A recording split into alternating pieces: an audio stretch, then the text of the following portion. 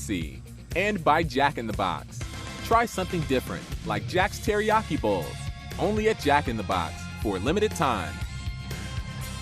Here we are in Denver as we open up this this road trip and this series against the Colorado Rockies. Our game time weather is presented by the Santa Cruz Beach Boardwalk. The boardwalk is very much open. Visit beachboardwalk.com for park hours. A very comfortable 75 degrees. Very light winds. Humidity is very nice. And it is mostly cloudy. And I don't want to say there's no rain, but they're not talking about rain. All right. Here's Bruce Bochy's lineup, and it's brought to you by Southwest Airlines. It is Slater, Darno, who's at first, and then Longoria. See Longoria, what he's done at Coors Field. He likes it here. Hundley, Brandon Crawford back in the lineup. Then it's Pence, Hernandez, Kelby Tomlinson is in town and in the lineup. And, of course, hitting ninth is Madison Bumgarner.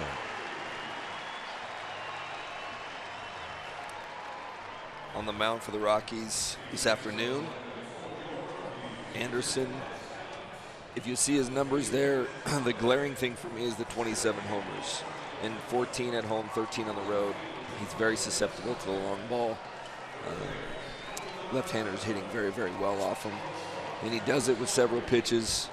He comes at you with a fastball, a cutter, curveball, and changeup. The fastball is the pitch that he's going to give you to hit quite a bit. And the Giants need to take advantage of that. Obviously, teams are hitting 300 off his fastball. Defensively for the Rockies in the outfield from left to right, it'll be Holiday, Blackman, and Gonzalez. Third to first, Arenado, Story, LeMahieu, and Ian Desmond. Newly acquired Drew Buterres didn't do the catching. Of course, he'll catch Anderson. And the one spot in left field, Rocky for a long time, Matt Holliday, back here and he's only had 18 at bats, but he's got 7 hits. Yeah, he's definitely made an impact at the time he's been up here. So what does Tyler Anderson do? Well, he does give up the big fly. If your name is Anderson, you're going to give it up. And Tyler Anderson has given up 27.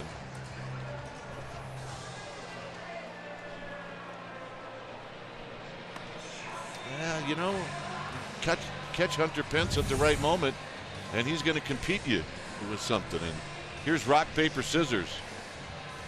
He beat him. So I consider that game 1 of this doubleheader. The Giants are now 1-0. That's right. They have had a hard time winning here. They're 1-5.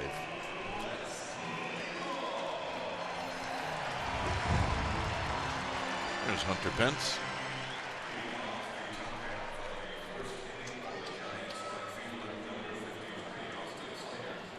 So here's Slater.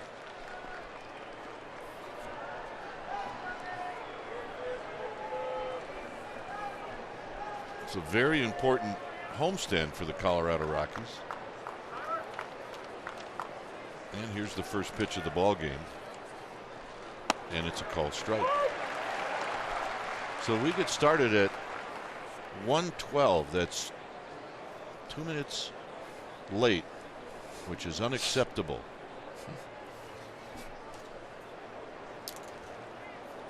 Here's the 0-1 pitch. Home plate umpire is Chris Cuccione. It's Ben May, Larry Vanover, Hunter Wendelstedt. Cuccione calling balls and strikes. Here's the 1-1 pitch to Slater, and Slater takes outside, 2 balls and a strike. Anderson has some history against these San Francisco Giants. Slater's got 0 for 3 history as he fouls this one back. It's 2-2. He did throw out a game on the 4th of July where he 2-hit the Giants in 8 innings. 9 strikeouts.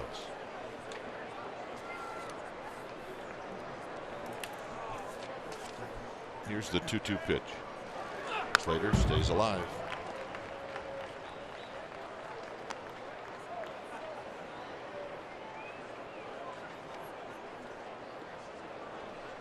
Has StatCast AI powered by AWS. You can see Slater likes to go to right field. And right now he's worked to count to 3-2. Jeremy mentioned earlier, it has been a struggle lately. Yeah, his command's not been very good the month of August. And they also say that his he stays away from righties a lot, which probably was going to make you susceptible to the homer if you don't go in. There's a pop-up. Desmond thinks he's got a shot at this.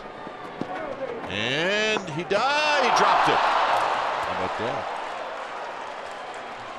Second life.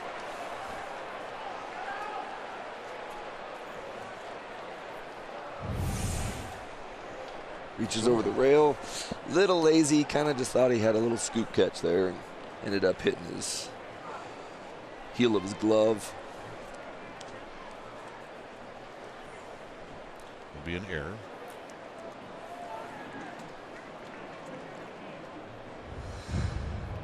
So another 3-2 pitch. And another foul.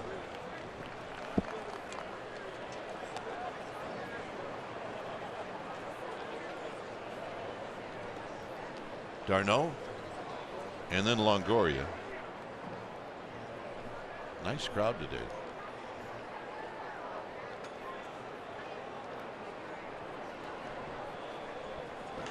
Out of play. Slater will do this for a while. Giants have played here on all the holidays.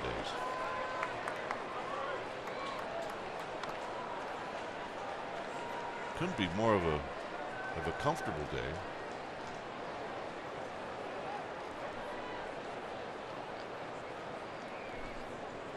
This will be the 10th pitch. And keeps coming at him. It stays at 3-2. When pitchers struggle like Anderson has in the month of August, you're always trying to figure out a way to get going quickly, and this always seems to happen. Yeah. And Aaron, now it's like 12 pitches. I haven't even got through batter 1 yet, and I got 12 pitches on my pitch count. Slater stays alive. The Giants are 29-40 on the road. They're 1-5 in this park, but they've done okay against the National League West. They're 33-28 against the West. That's a better record against the West than the Rockies have. So we're going to get another 3-2 pitch, and he got him.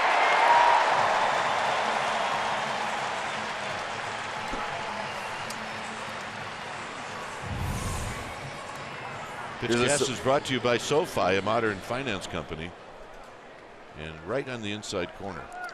That happens when you do stay away. Excuse me. As much as he has been staying away from a hitter, that fastball in tends to get on you pretty quick, and it locks you up. You're just not used to seeing it that close to your body. It really was in a perfect spot. Here's Darno. Darno hitting .243, 3 home runs, 9 driven in, and he takes a strike. Darno against Anderson is just 1 for 2. There wasn't really anybody that is lit up Anderson. Crawford's got a home run. Gorkis has got a home run. As Darno takes the pitch down low. Giants had a 9-game homestand, and if they'd have won yesterday, they'd have gone 2-1 against all 3 teams they played, but it did not happen yesterday. Mr. Syndergaard was tough. Swing and a miss, 1-2. There's that spot you're talking about again, right on the inside corner.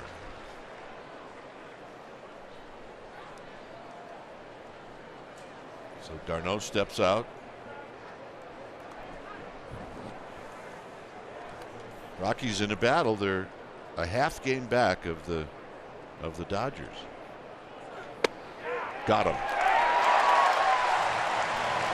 Yeah, second hitter in a row. He's finished in. Well, his command doesn't look too bad so far. He's on his way to throwing like he did on that 4th of July. And that's a perfect pitch. Here's Longoria. LeMahieu will move to the third base side of second base. And a strike on the outside corner. And it's 0-1.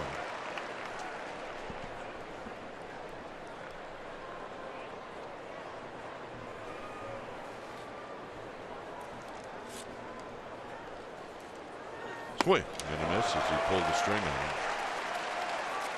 Rockies are coming out of San Diego, where they lost the first 2 games in that 4-game series, and then came back and they won the next 2.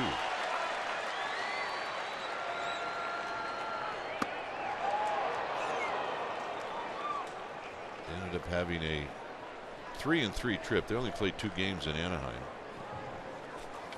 but it's kept them right in the race, and that's where they wanted to be. Now they're at home.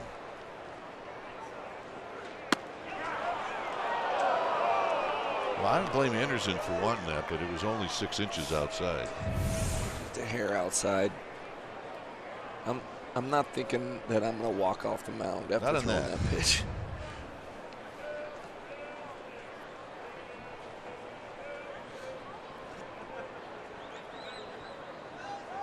Up the middle, speared by Anderson, and that'll end the inning.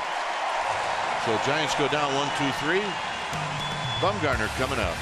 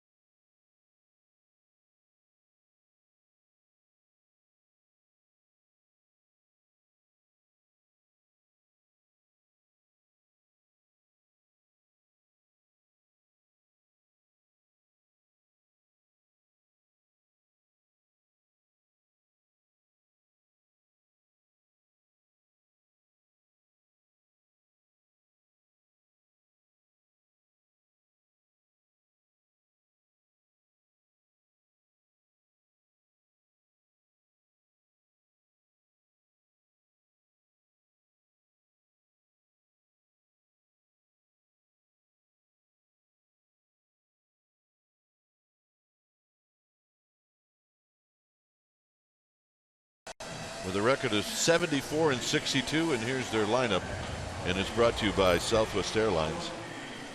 It'll be Blackmon, LeMahieu, and then Arenado. See where he ranks. Probably 1 or 2 or 3 and everything. Story's having a great year. Then it's Holiday, Desmond, and Gonzalez. Drew Butera just arrived. He's in the lineup, followed by Tyler Anderson. Mad Bum on the mound, 2.68 ERA. 100 innings pitched, only 9 homers allowed, doing what he does, striking out a lot of guys, walking very few. Fastball, cutter, change, and curveball are his pitches. I think he's going to throw a lot more cutters than you'll see fastballs today, especially being here in Coors. All right, here's the Giants defense behind Bumgarner. It'll be Slater, Hernandez, and Pence in the outfield from left to right. Longoria, Crawford, Tomlinson, Darno, third to first. Hundley will do the catching, as it'll be Charlie Blackmon to step up to face the Giants ace. And a called strike, and it's no balls and 1 strike. Blackmon 8 for 25 in his career against Bumgarner. All these hitters have had a lot of at-bats against Bumgarner.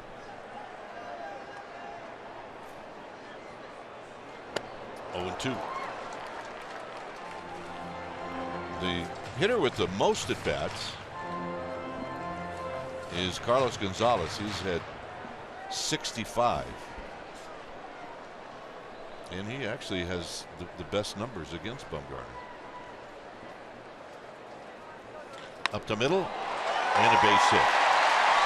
As Blackman just poked at that. And once it got by Bumgarner, he's aboard.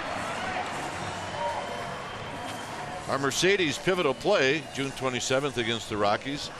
Bumgarner struck out DJ LeMahieu to lead off the game, and that was his 1,500th career strikeout. Pretty good.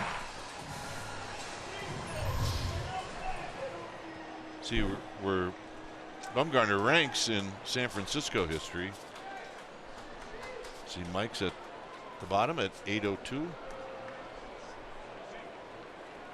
And all good ones. Here's LeMahieu hitting at 270. Takes a strike. LeMahieu 9 for 39 against Bumgarner. He's had maybe the biggest hits this year for the Rockies. There's a high fastball. 1 ball and 1 strike. Arenado to follow, and then Trevor Story.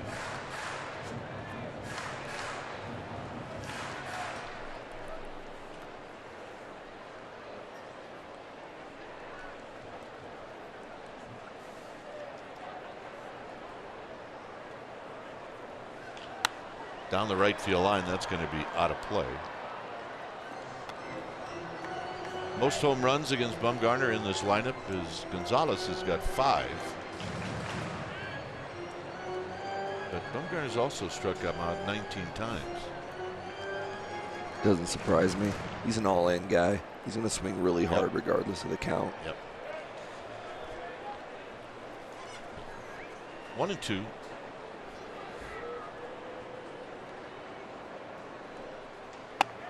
And a pitch just high. It's 2 balls and 2 strikes.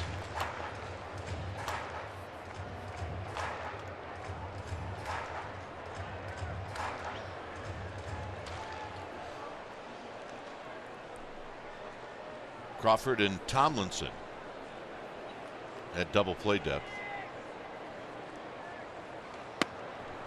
Just a bit outside. It's 3-2. The outfielder's straight away. It's about as straight away as you're going to get. And that's about right. LeMahieu hits the ball all over the place. That's the way they wrote it up about 150 years ago. See if Blackman goes.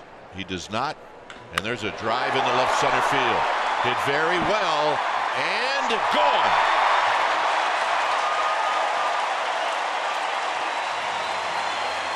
LeMahieu with his 14th of the season, and it's 2-0.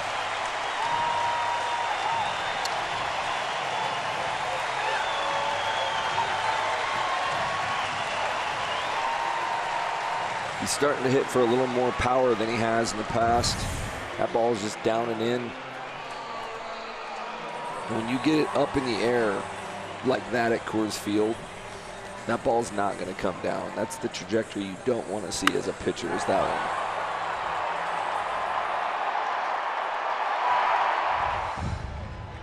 So a single and a home run, and here's Arenado. And Arenado lines this one down the left field line. That's a base hit. And Arenado's got a double.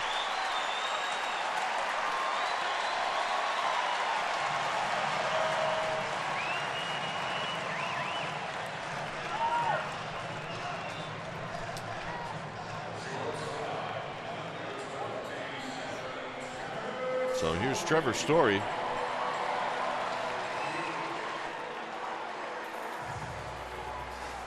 Story's having a great year. 293, 26 home runs, 87 runs batted in. He does not have good numbers against Bumgarner lifetime. He's 2 for 17.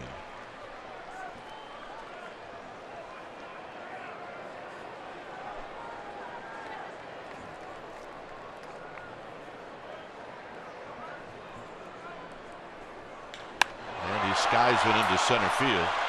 See if this ball will come down. It's not. Gone.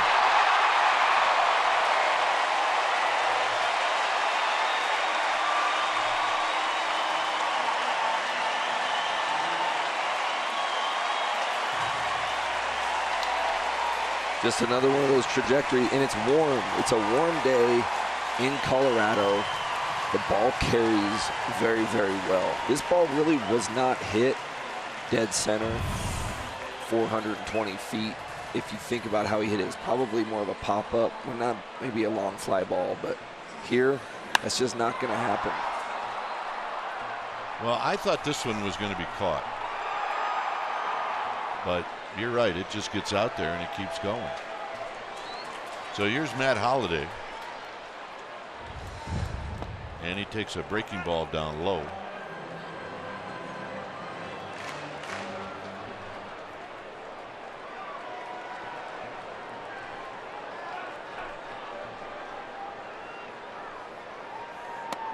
And Bumgarner's pitch is high.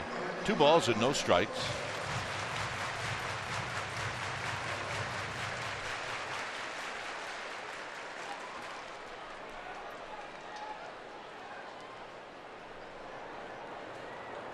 Three and 0.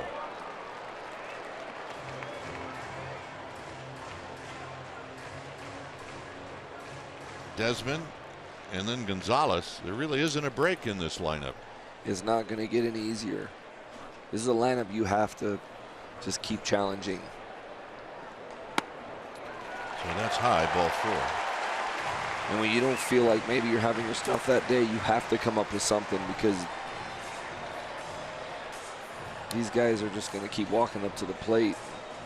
They're not going to make it easy on you.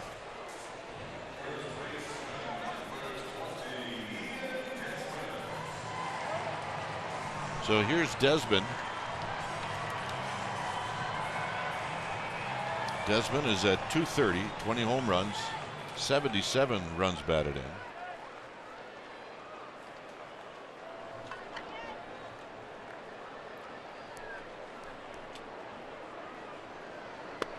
And a first pitch strike on the inside corner.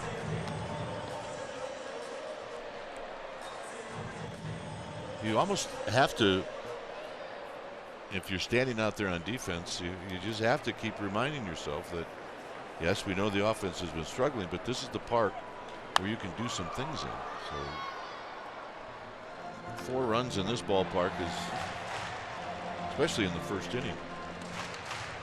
Yeah, we used to see, you know, when I came in with a couple different teams, but it was always intriguing to see the Rockies. You go up like 6-0 on them the first 3 innings, and you look over at their bench, and they weren't even worried about it. That they were not phased. Because they knew that they were going to have to come up there and hit 3-4 times, and they were going to put up some runs. But the Giants should feel the same way. Like, hey, this is a good ballpark to hit in. We might be down 4 runs, but we just got to get some good swings on some balls. You got to feel like that. 1 and 2.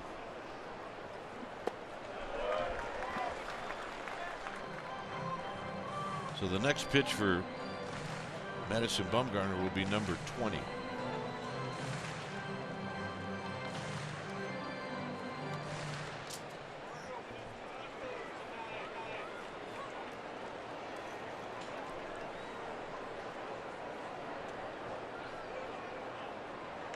Hit on the ground. Longoria will field it, but it's foul.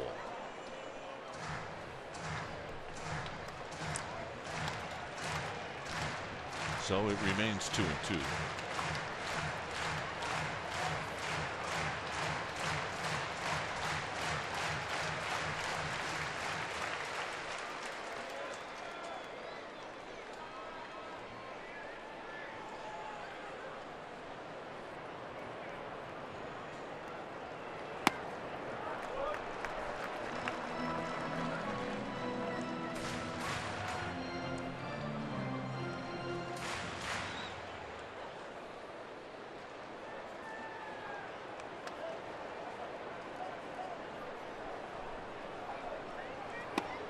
Got him.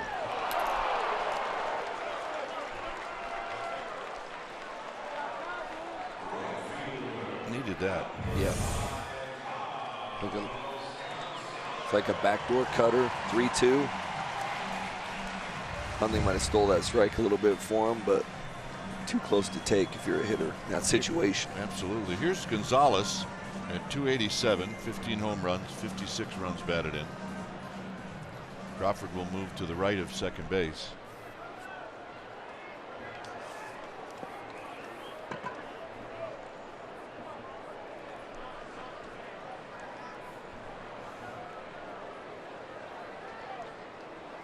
And the first pitch is low in the dirt. Dodgers will host the Mets today. Arizona's going to host the Padres.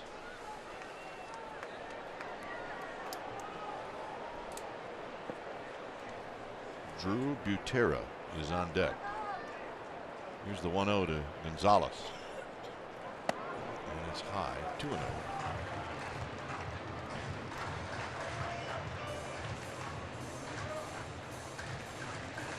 Longoria, the lone defender on the left side.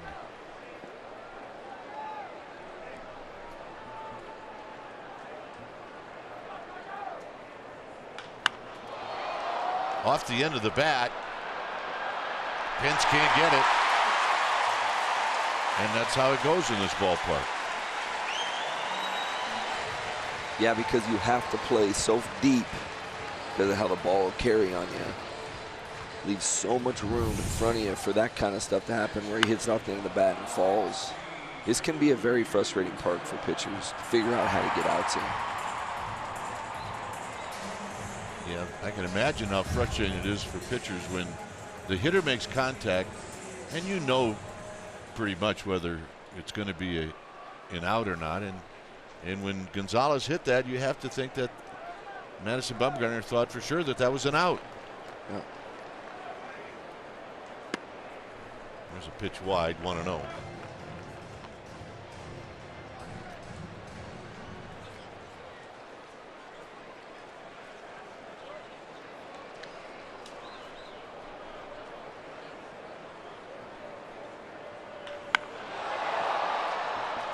High and foul. It's 1 ball and 1 strike. Butera hitting at 188 with 2 home runs, 18 runs batted in.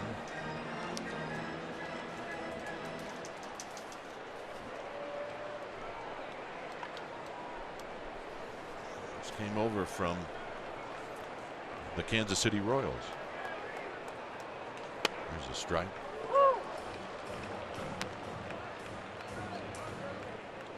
Added to the roster on Saturday.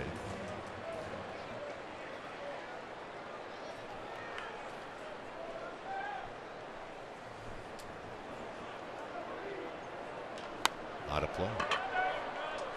I guess the Rockies feel like you can't have enough catching.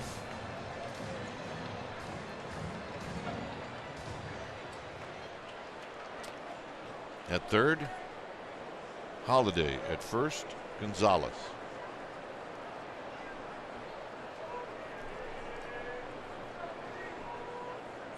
And on the ground, foul.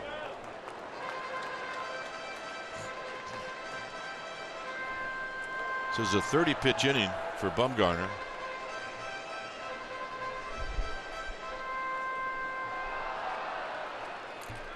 Looked like that ended up in the hands of a Giants fan. It's 1-2 to Butera.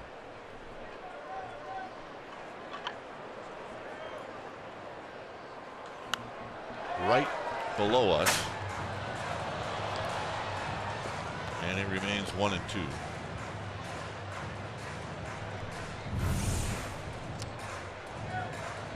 Right below us. I thought that ball was going to hit me in the throat. Yeah, it might have made it sound better. It's 1-2.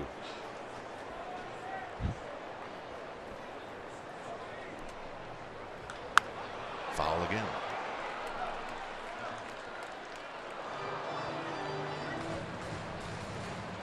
According to our notes, Butera has never faced Bumgarner.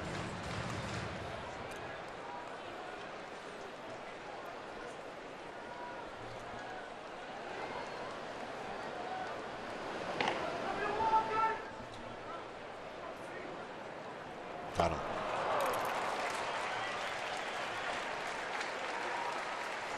Here's Anderson.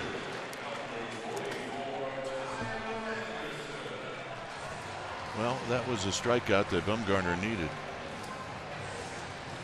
Anderson is 4 for 42.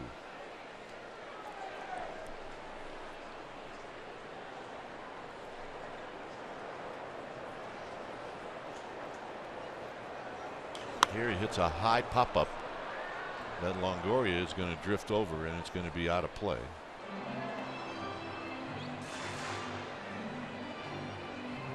This is the 9th hitter to face Bumgarner here in the first.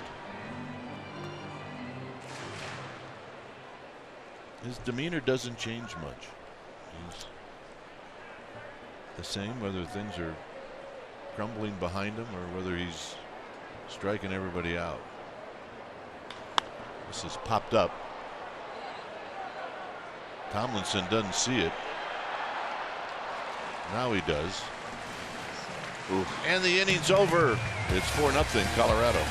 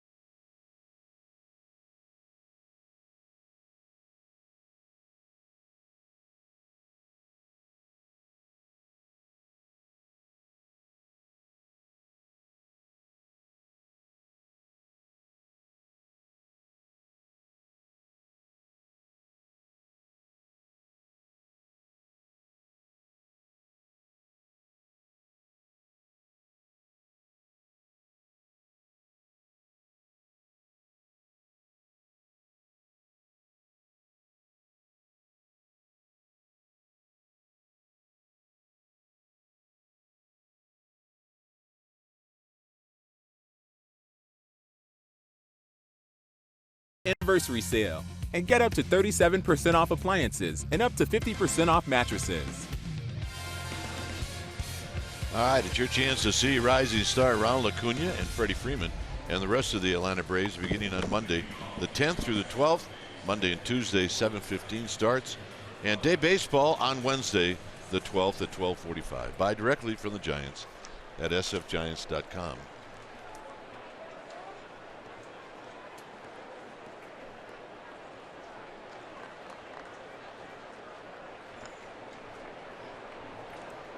So Hundley's going to hit first. Giants now have a little bit of work to do. And it would be nice for the offense to show Madison Bumgarner that they're still in this game. And you do that by getting some people on base.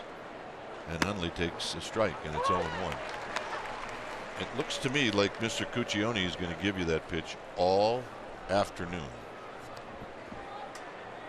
And you're going to keep throwing it if he's going to keep giving it to you. Tap to third, but foul right at Ron Modis. It's 0-2.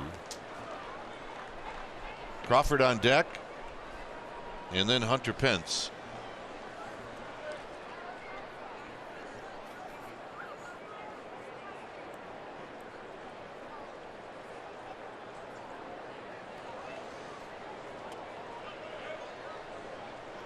And the pitch is low and away.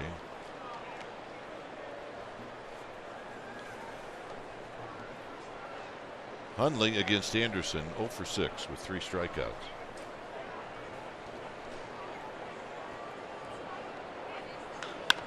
Arenado slides, throws, Got him as Desmond stayed on the bag. Nice play.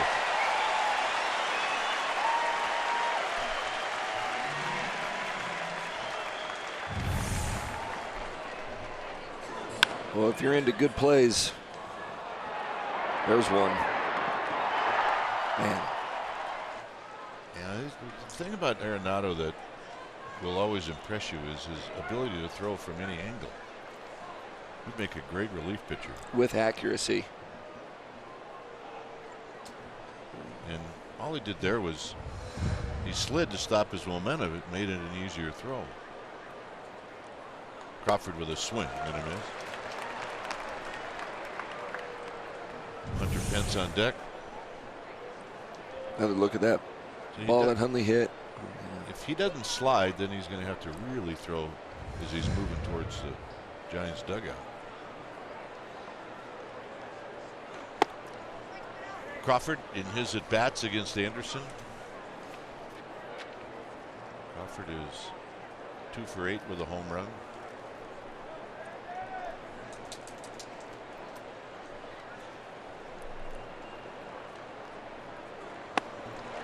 One and two.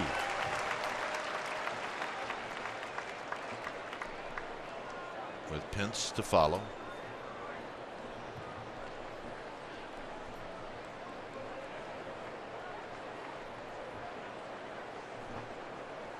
This will be pitch number 29. And Crawford takes outside.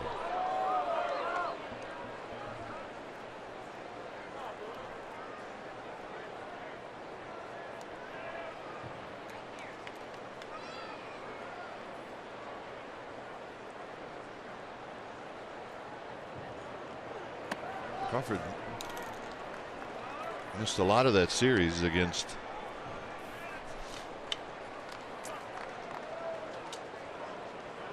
forgetting who the Giants just played. Mets. The Mets. Those guys.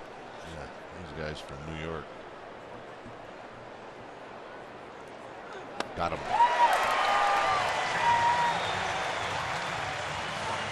Three strikeouts. Xfinity X1 customers say, show me the San Francisco Giants into your X1 voice remote and get live stats on your TV. Change the way you experience TV with Xfinity X1.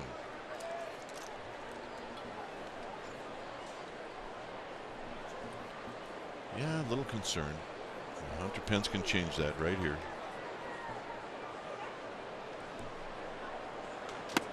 And that's maybe the aggressive swing you want to see on that first pitch. He's going to leave it over the plate. Attack the ball. You got to get 4 runs back somehow. And the only way to do that is to try to hit the ball a long way. Get on base, move guys over, have your power guys hit for power. Pence at 216.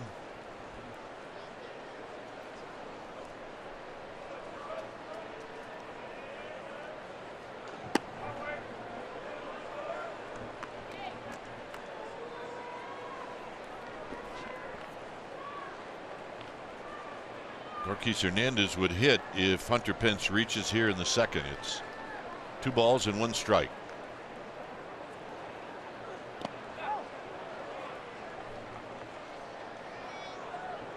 Three and 1. Hunter from Fort Worth, Texas. That's where he was born. I think he spent most of his high school days in Houston. 3-1 pitch. High pop up to Gonzalez in right field. And that'll end the inning. It's 6 up, 6 down for Tyler Anderson. Bumgarner coming back out.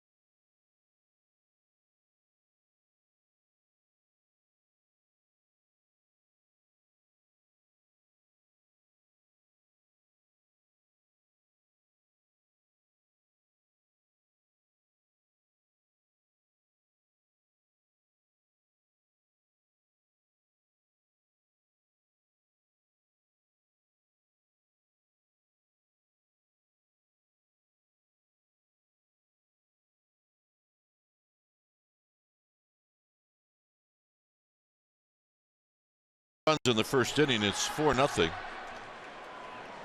So here in the second, it'll be Blackman to lead things off. And a strike, and it's 0-1. Blackman, LeMahieu, and Arenado.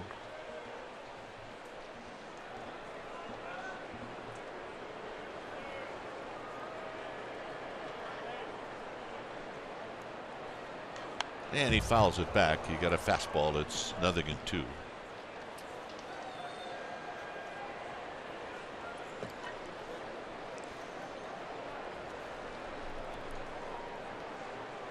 Blackman kind of just poked one right back up the middle for a base hit in the first inning.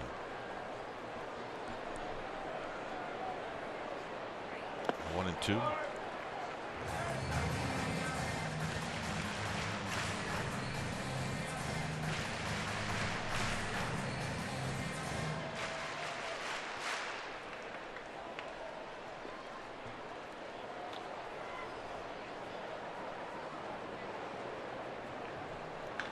Pulled on the ground, foul. When you're on the mound, do you ever notice how close the on-deck hitter is to the batter's box? Sometimes. I didn't like, if I could pick him up, I'd be like, man, I might have to get a little bit effectively wild right here. Let him know. Get back over the circle, man. I mean, LeMahieu's really close. There's a pitch low and away, 2-2. He's not the only one that does it, but well, I don't even know you. if there's a rule, Jeremy, where you have to stand. Well, Beltre got thrown out by Joe West, remember, because he wouldn't get back in the little circle. So it's 3-2. But I don't like it because that gives you even more. You're trying to pick up arm angle. You're trying to kind of track pitches, and I don't need to make it easier on you, you know. I mean, that's how close you can see right there that LeMahieu is. Blackman's going to break his bat and flip it into right field. Here's our BioFreeze moment, powered by BioFreeze Cool to Paint. Tuesday against Arizona, Bumgarner with a no decision at AT&T Park. He went 7 innings, allowed 4 hits, 4 walks, 5 strikeouts. He threw 107 pitches.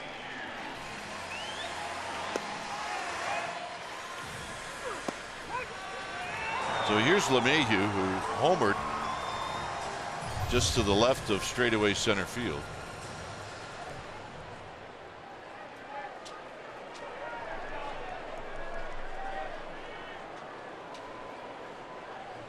Blackman's got 10 steals, but if you got a team that's got power,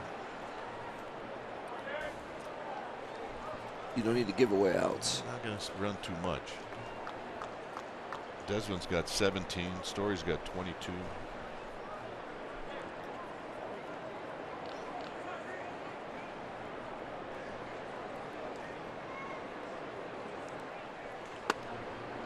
And a strike right down the pipe to Desmond.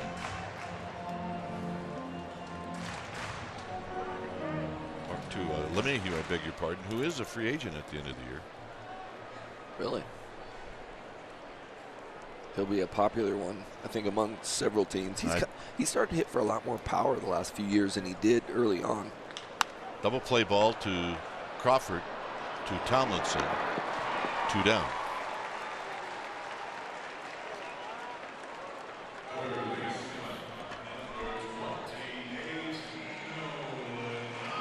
So here's Arenado, who doubled in the first inning.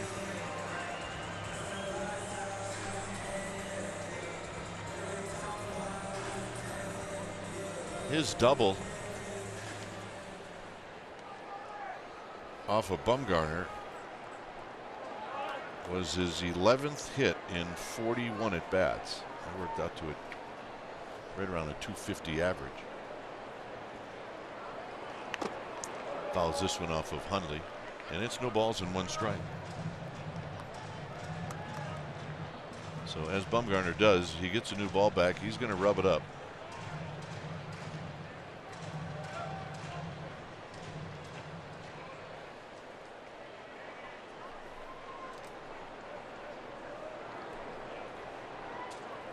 and tight. 1 ball and 1 strike.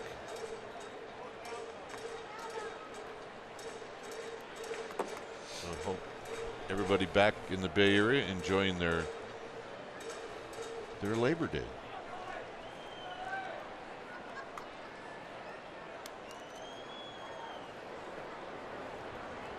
Here's the 1-1 pitch. Check swing, foul.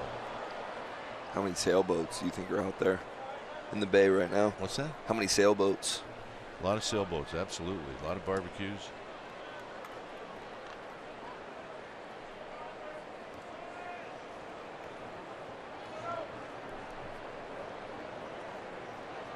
Two outs and the 1-2 pitch. That'll get him to end the inning. Double play helps Hernandez to lead it off.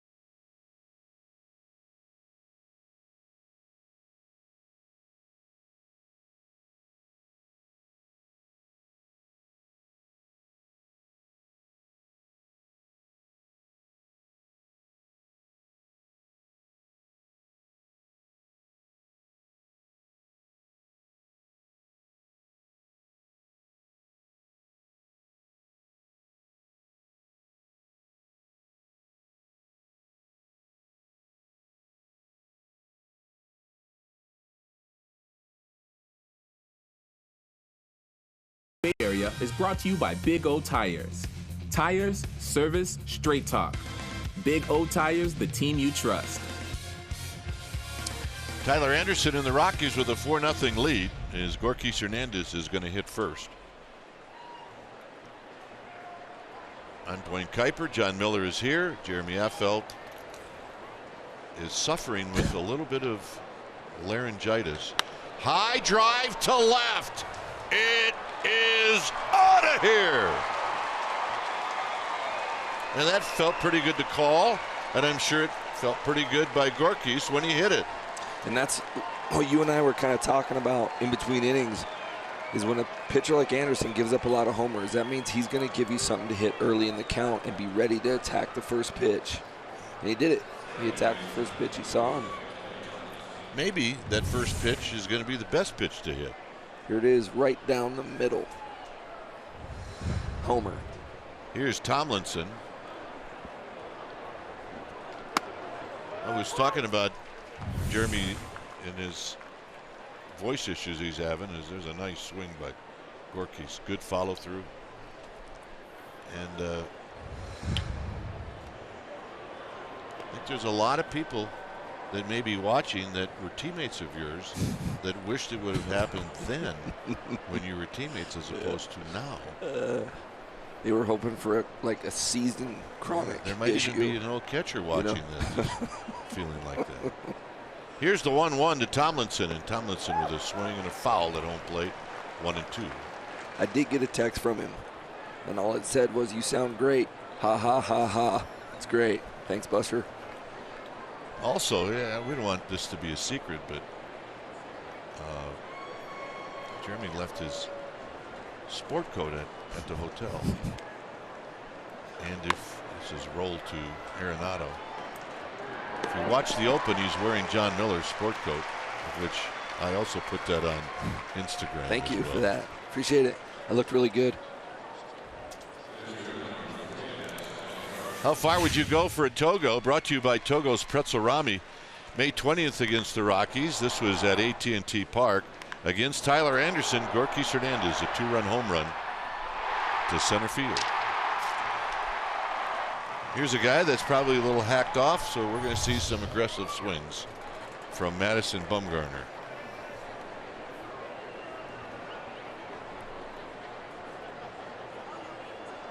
No balls and 1 strike.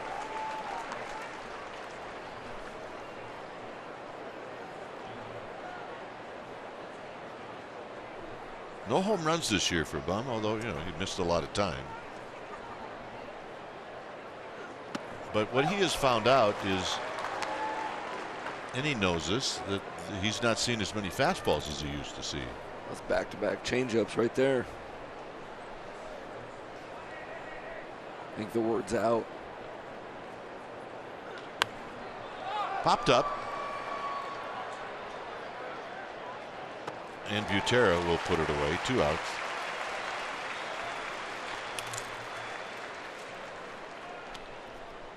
And here's Slater.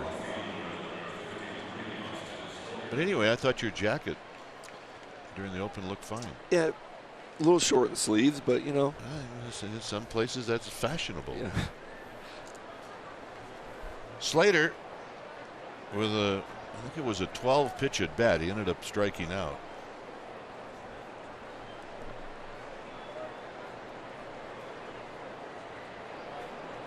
And he fouls this one high down the right field line and out of play. Austin Slater with d'Arnaud on deck.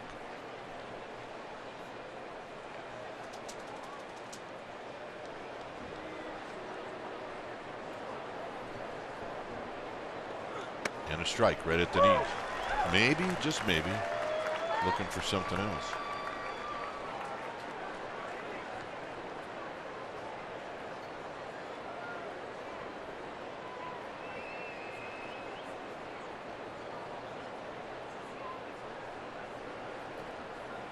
Down low, 1-2.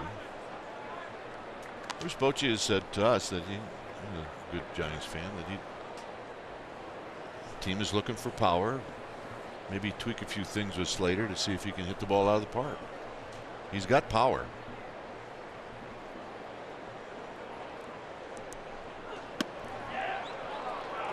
Yeah, there's certain guys that you see if they have the ability to hit for power. What kind of power hitter do we want him to be? Well, Slater's a guy that you probably want to be pull power, so I think Boch wants him to open up a little bit and be able to yank some balls down the line. As he shoots this one foul and out of play. I mean, that's asking a lot out of a guy that, if you don't mess with him, he's probably going to hit for a decent average like Slater is very capable of doing. But if you can just make a couple of adjustments, add that to your game, all of a sudden you've earned yourself a spot where you don't have to worry about somebody taking it.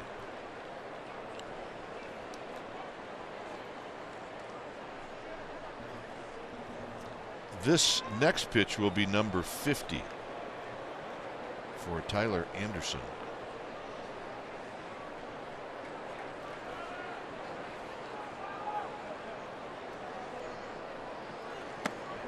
And he works it to 3-2, so he's done it now in back-to-back at bats.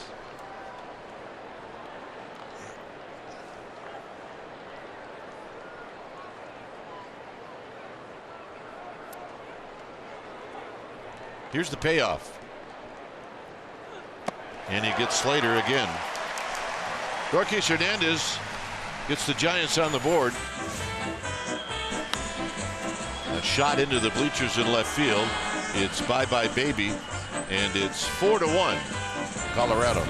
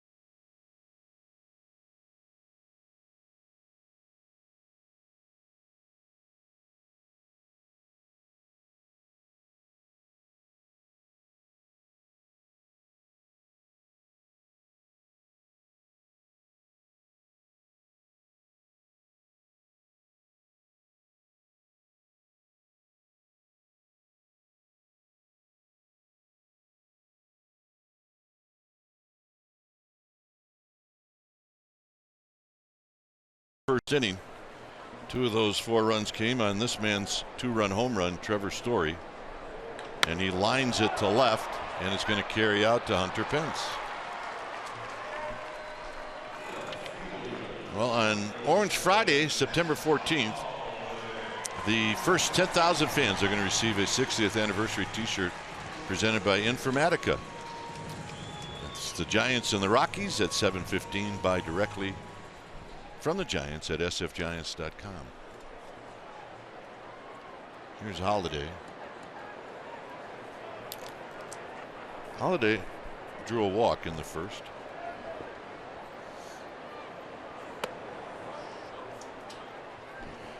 John's here. You can see he's got Jeremy's jacket on. He'll be in innings 4, 5, and 6. I'll head over to the TV side, or to the KMBR side. I'll be back in the 7th. Dave Fleming, who's on assignment, will be back tomorrow.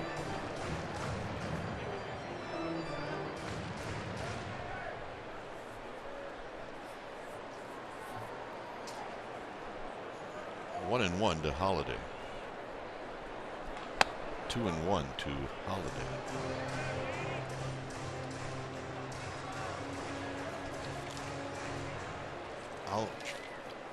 When we switch over, I always obviously pass John, as this is bounced to Tomlinson. I will inform John that he will be doing most of the talking. Yeah. Which he probably likes anyway. Yeah. He does most of the talking anyway when he comes over. Yeah. He just might have to do a lot more talking. Oh, well, there, see, we go in the back, and then we pass.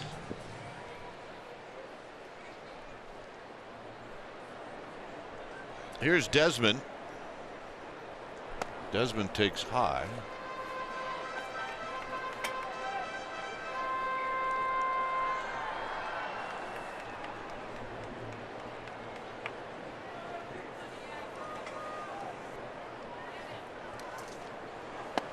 Desmond takes low and in. Desmond struck out looking. And as things were going for Bumgarner in that first inning, that was the first out that he recorded. A little foul.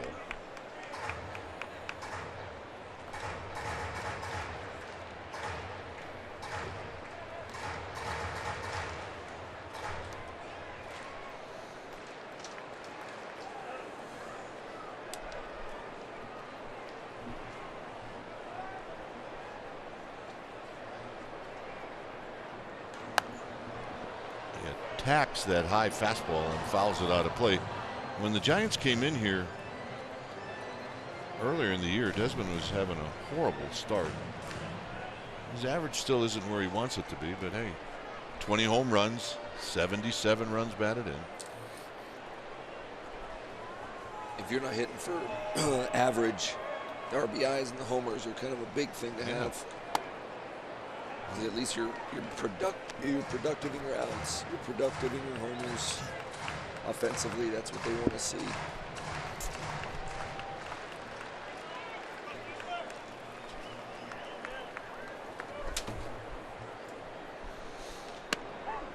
Got him again, and that'll end the inning.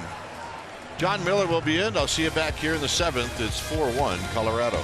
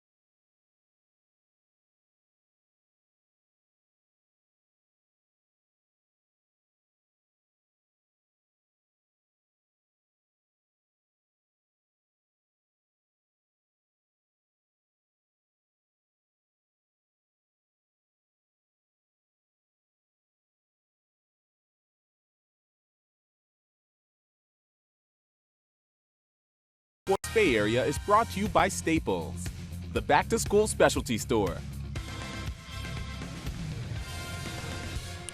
Top of the fourth, 4-1, Rockies over the Giants. And here to give me a little extra help today, John Miller. Thank you for joining me, John. You need to save me, man. Happy to help. Trying to provide a little empathy for you. Thank you. Good to see you. Here is Chase Darno, and he takes a little bit low for ball one. 4-1. The Rockies are leading the 4-run first inning for Colorado. And Madison Bumgarner has settled in since then. Darno struck out his first time, and that is called a strike. Like a little cutter on the outside corner.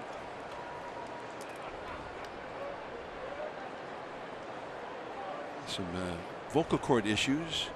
That's like a hamstring strain for a ball player, for a broadcaster. 1-1 the count, and the bouncer foul. Shocker.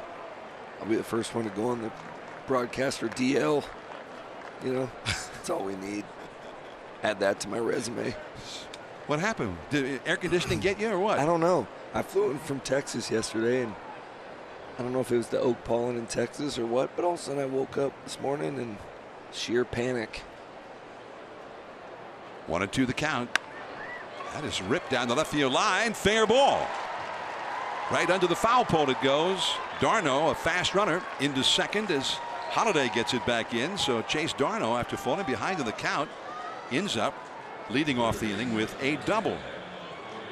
Well, Bruce Bochy was pointing out before the game, one of the differences when you're a pitcher in this ballpark, and you can project that to Bumgarner's day so far, that as you see that one heading down the left field line, so an excellent at bat, but you give up some runs in this ballpark, all is not lost because it's Coors Field, and you can generally count on your offense getting going and scoring a few runs back. So here is Longoria, who hit a comebacker his first time, and he takes a changeup away for ball one. Good ballpark, you would figure, for Longoria to hit in. He hit a home run over the weekend against the Mets, and that is a foul ball on the third base side. A ball and a strike to Evan Longoria. I think he has hit pretty good here, if I'm not mistaken, right, Longoria? 4 something. And there are many guys who can say that. It is not a good place to pitch. There goes the runner. And what a jump. Not even a throw by Butera. There was no need. Arenado didn't even go over to cover, and Butera had no need to throw it, even if he had covered. Yeah, it looked like he stole the base pretty quick first move, but then Arenado didn't even go cover the bag. It almost like it caught everybody off guard there. So now runner at third. The infield lays back, and there's a drive out into right center field. On the run is Blackman. He gets there now, and right next to the track makes the catch, but Darno will score easily, and they cut a little bit further into that lead. It's 4-2 Colorado. Sacrifice fly by Longoria. And the heads up base running there by Darno, figuring correctly that he could get the big jump against Anderson. Yeah, it became a productive out for Evan. Longoria gets his 47th run batted in, and here comes Nick Hundley, himself a former Rocky. Hundley, really the best year with the bat of his career was the first year he got here, 2015. That's a base hit into left center, right over the head of Story. Man, he's scalded that one.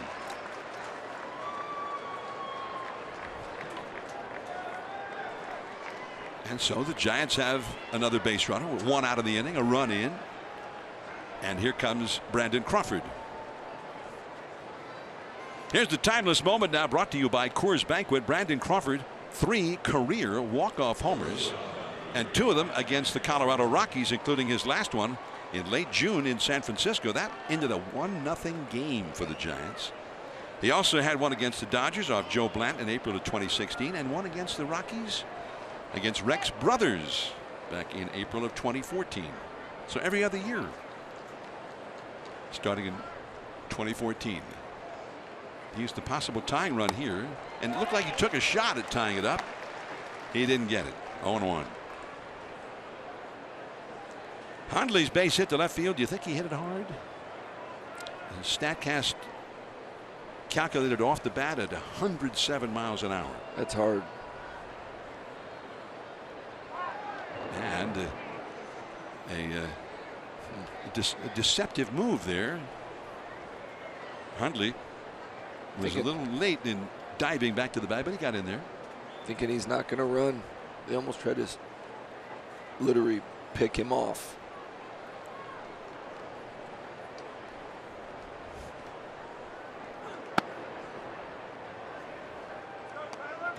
This is the walk-off against Musgrave earlier this year in San Francisco.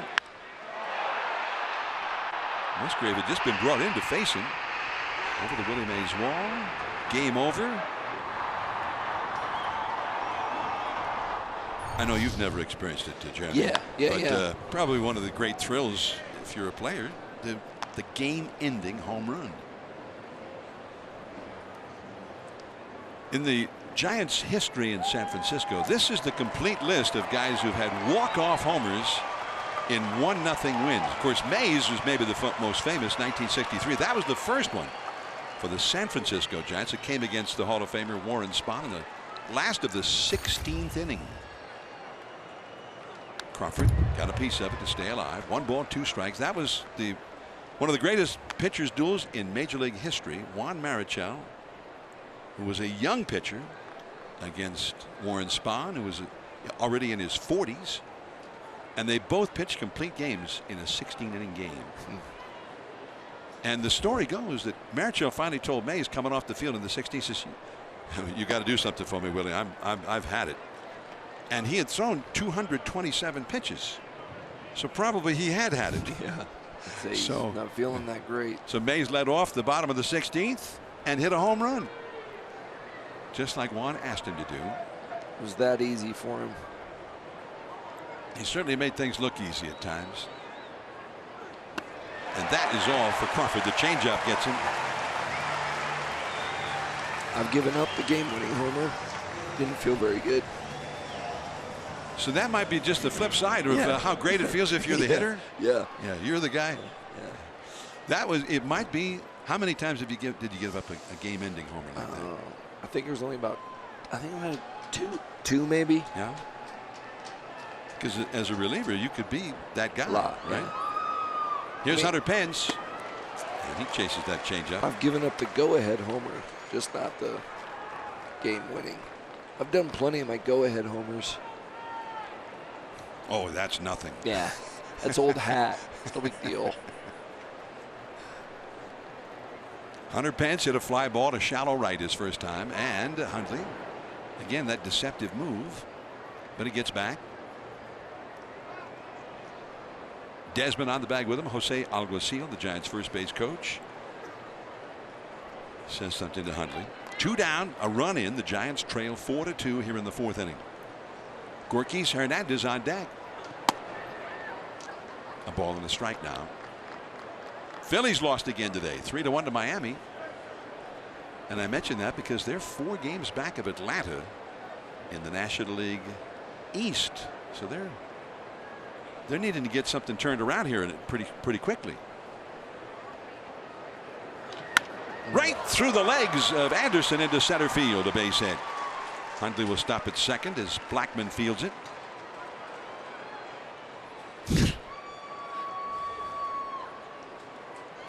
We decided to look it up for you.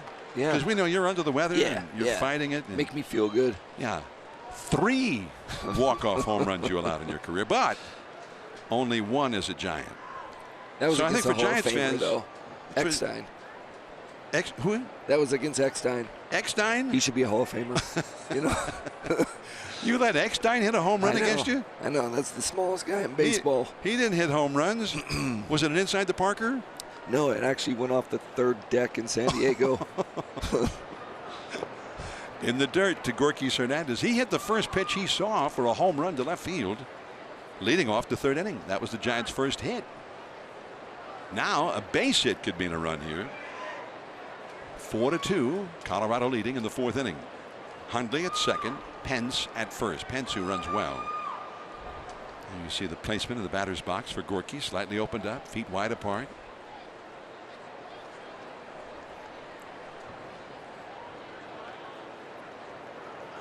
That ball is hit in the air to left field. Back is Holiday on the warning track. Not this time for Gorky's. 4-2, Colorado after 3.5.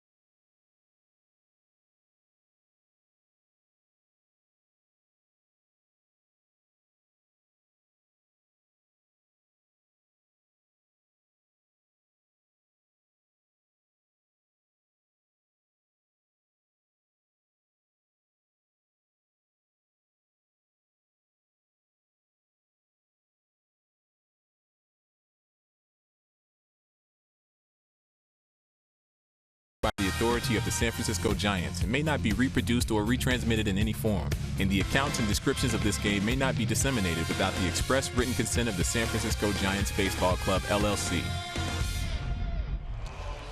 The Giants trailing the Rockies 4-2 here at Coors Field as we go to the last of the fourth inning.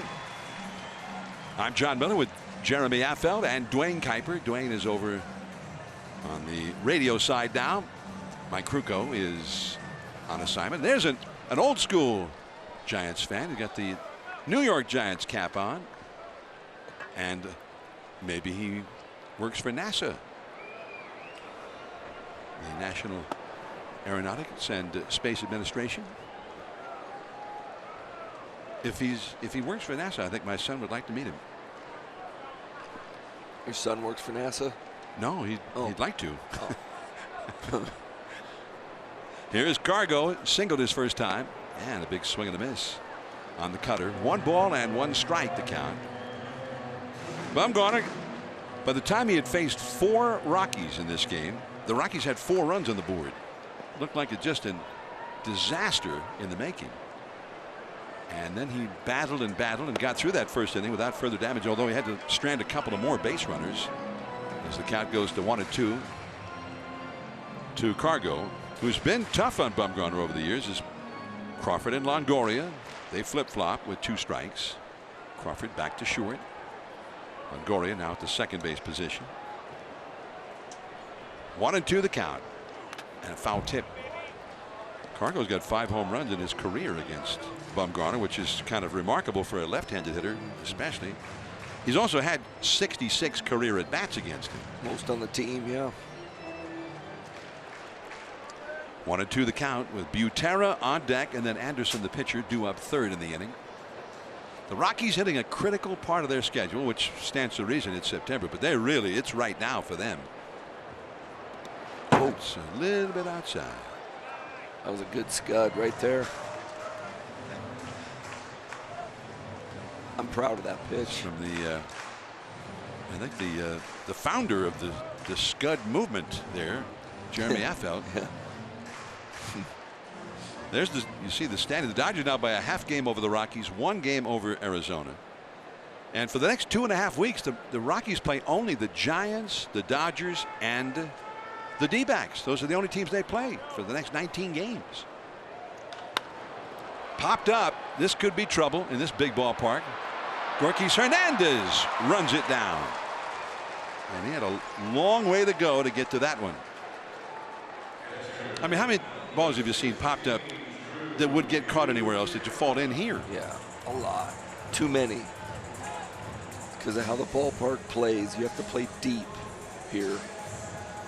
And I think it was it Cargo hit a pop up in the first inning that fell in front of Pence. Yep. But here's the long run by Gorkys right between Crawford and Pence to make the grab. That one had a lot of hang time on it, like a punt. Here is Butera. He had a foul ball homer that was rather spectacular, although very much foul. Almost cleared the seating area down in left field. And you see there are a lot of people in those seats today. And the count is 1-1. Butera ended up striking out though in that first inning.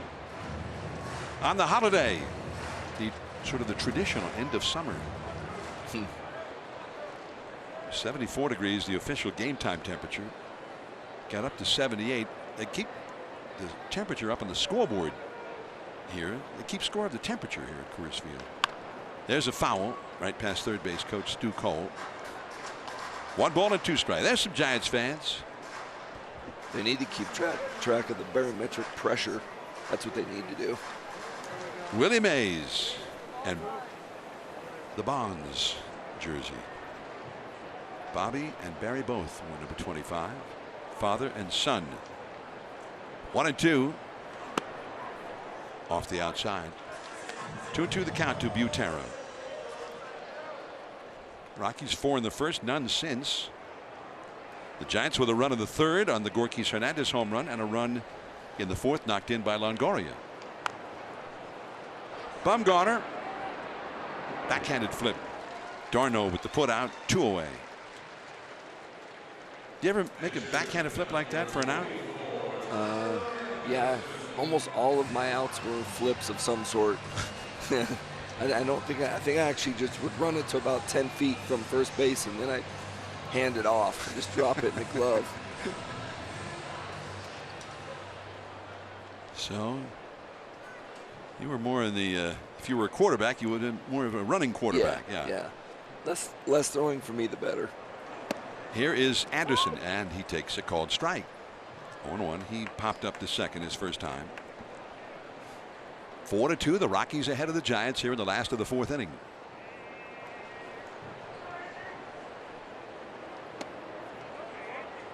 A ball and a strike. Tomorrow's a night game, a 5:40 start. Derek Rodriguez for the Giants against German Marquez. Also 5:40 Wednesday, Andy Suarez up against Antonio Senzatella before the Giants head to Milwaukee. And it's 1-2. Cutter. He was having a little trouble. What was your assessment of the way things started, to the reason they started the way they did for Bumgarner in that first inning? I mean, you're just coming out with a team that's hot. Offensively, they've been hot. They've seen him. They know Bum's going to throw strikes.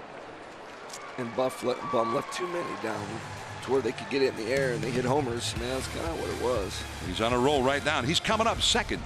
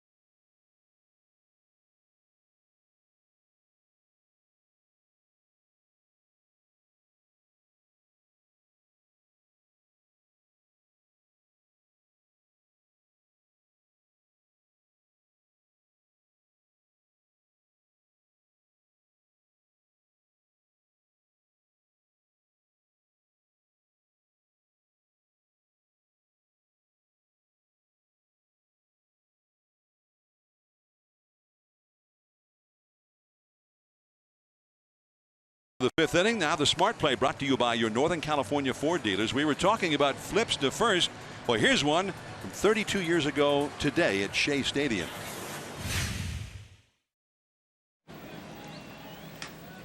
Right back to the mound. Good stab by Mulholland. Runs most of the throw. What? He ball stuck in his glove.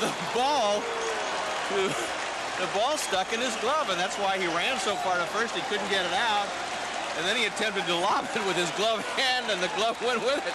And Brindley caught them both. So you think you've seen everything in this game, huh? It's pretty good. Keith Hernandez is the one who hit the comebacker to Mulholland, and then both ball and glove to Bob Brindley at first. And he caught them both, and the first base umpire is our favorite, Eddie Montague. That ball is dropped, then it's kicked. Now the pickup and no play. Wow. He had a chance even after he dropped it, but then the ball inadvertently hit his foot and kicked away, and there's Tomlinson safe at first.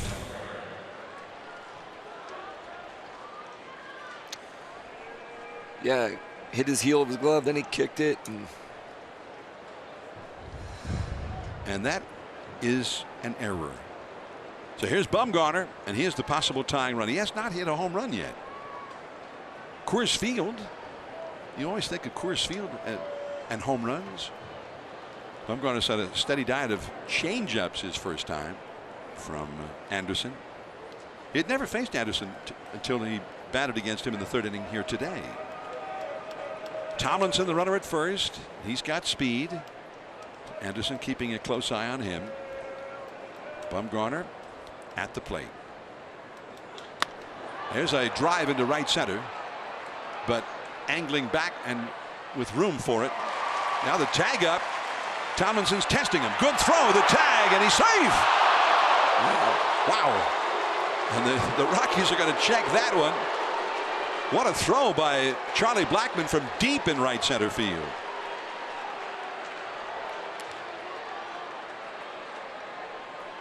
For now, he is safe. We're waiting to find out from the Rockies if they want to challenge this.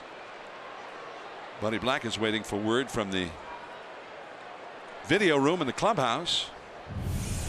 I mean, that.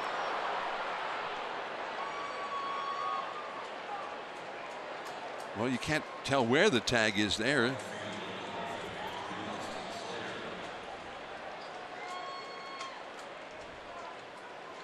He's safe. Yeah, I think he's safe. And they do not challenge it. They think the same thing.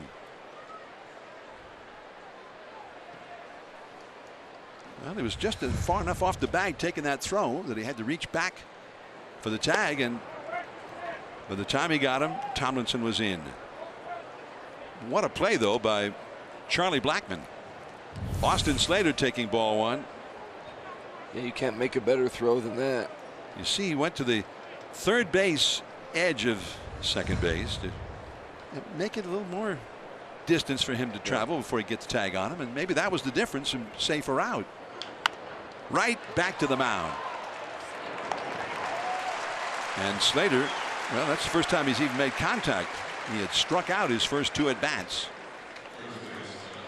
So 2 down. Tomlinson still at second, and now Darno will come up and try and get him home.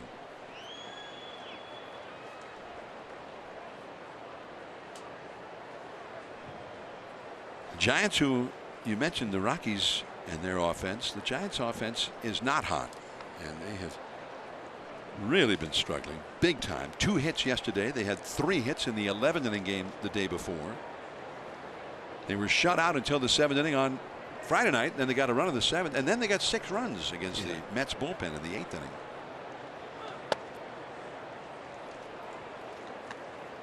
But the hard time. They had only 3 hits last Wednesday against Arizona. 3 of their last 4 games they were held to 3 hits or less. Got a win last Tuesday, 1-0 over the D-backs, and a win last Monday, 2-0 over the D-backs.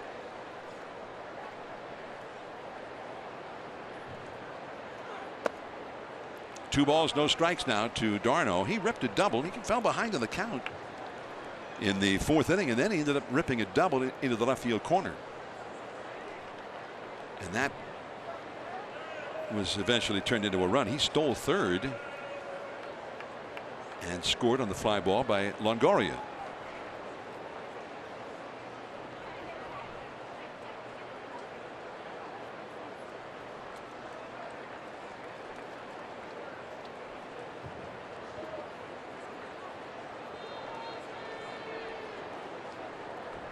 Tomlinson, a fast runner, ready to take off at the crack of the bat here with 2 down. Broken bat. Threw that changeup on 2-0. And there are shards of that bat sprinkled around foul ground on the third base side.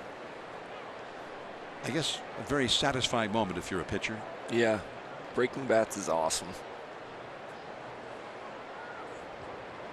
And to break it into several pieces. So Darno's got a new piece of wood. He'll try it again. The 2-ball, 1-strike count.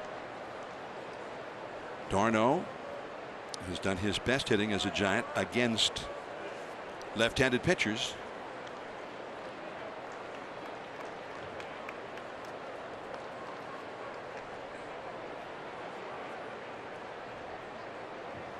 And a foul back out of play. Came after him with a fastball there, down. And there's the hit right off the very end of the bat. So when you know you threw a good changeup.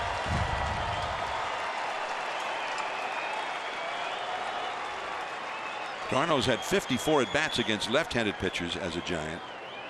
16 hits, hitting around 300. 4 doubles and 3 homers against lefties. His slugging percentage is well over 500. And that is all for him this time. So it's pretty good pitching there by Anderson. After Longoria or Tomlinson got to second, Longoria stranded on deck.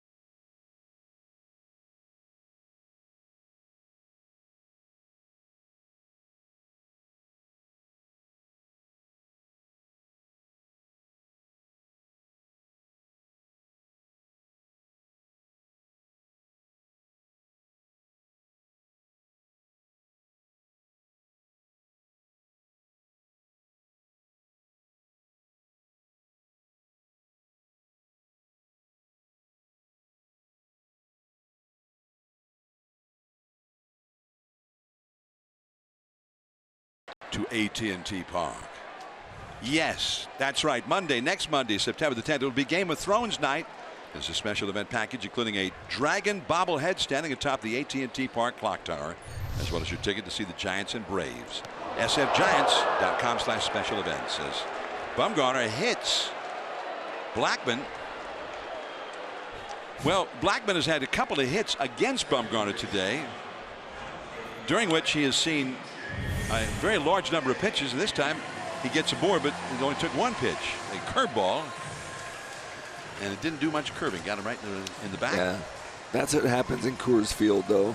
That curveball, if you don't finish a curveball, it'll do that. It just doesn't have enough spin rate to come back, and you'll hang a lot of curveballs, or you'll back up a lot of breaking balls, and it ends up hitting guys. So that is in front of the power. Here comes LeMahieu. He ripped a booming home run to the deepest part of the ballpark in the first inning. Grounded into a double play, though, in the second. Each time his at bat came with Blackman on base. Bumgarner with a hello kind of a throw over there to first base. Blackman has 10 steals. The Rockies, they have certain guys they like to run with, and Blackman is one of them. in the slide step. The bunt, and it goes foul. We were talking about that home run in the first inning. The deepest part of the ballpark is actually deep left center. About 423 feet to that spot. And that's right where he hit it. 437 feet was the estimate. 14th home run this year for DJ LeMahieu, who has become much more of a home run threat for the first time in his career this year. Yeah, he's hitting for power.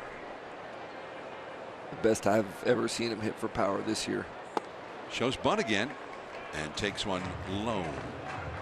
1 ball, 1 strike. He was always a guy, he's 6 feet 4 inches tall. And you always thought, well, he's looks like he'd be a power hitter. But he'd hit 7, 8, 10 home runs. But this year, he also has won batting titles. He's hit very well for average. A ball and a strike to count with Blackmon at first. A little bit high.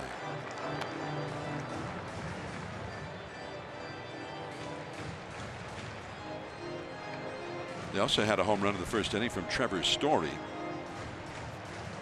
We know he's a power hitter and always has been since he broke into the big leagues.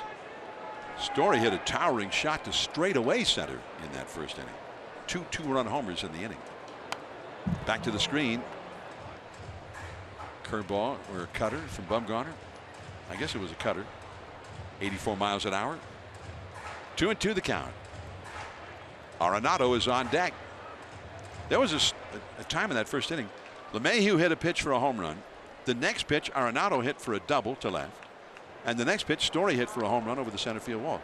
3 straight pitches were crushed. 2-2. Way inside and low. Yeah, you can see their approach on Madison was swing early. He's going to throw you strikes and get that ball in the air, man. The ball's going to go today. It's a warm day in Denver. I mean,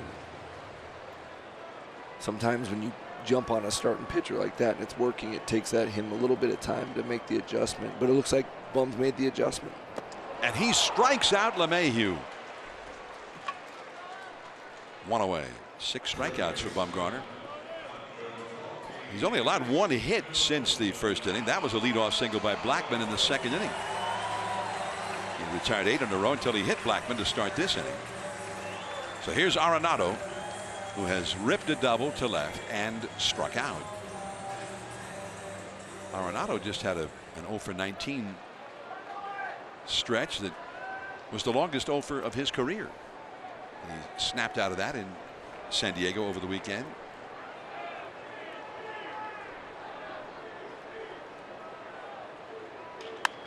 Right there is Tomlinson, and instead of an inning-ending double play, it goes into the outfield.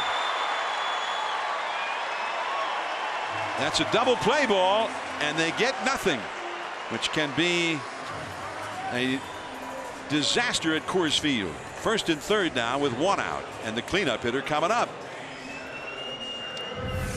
Didn't look like that umpire blocked that ball. Yeah, the umpire got out of the way last second, and it might have threw Tomlinson for a little bit of a loop. Play should be made, but I don't think the umpire got out of the way very well there. Larry Vanover, the crew chief. I think should have been made, though. I think also, don't be shy. The umpire's in your way. Tell him to get out of your way before the pitch is thrown. Move over a little bit. Yeah. So here's Trevor Story.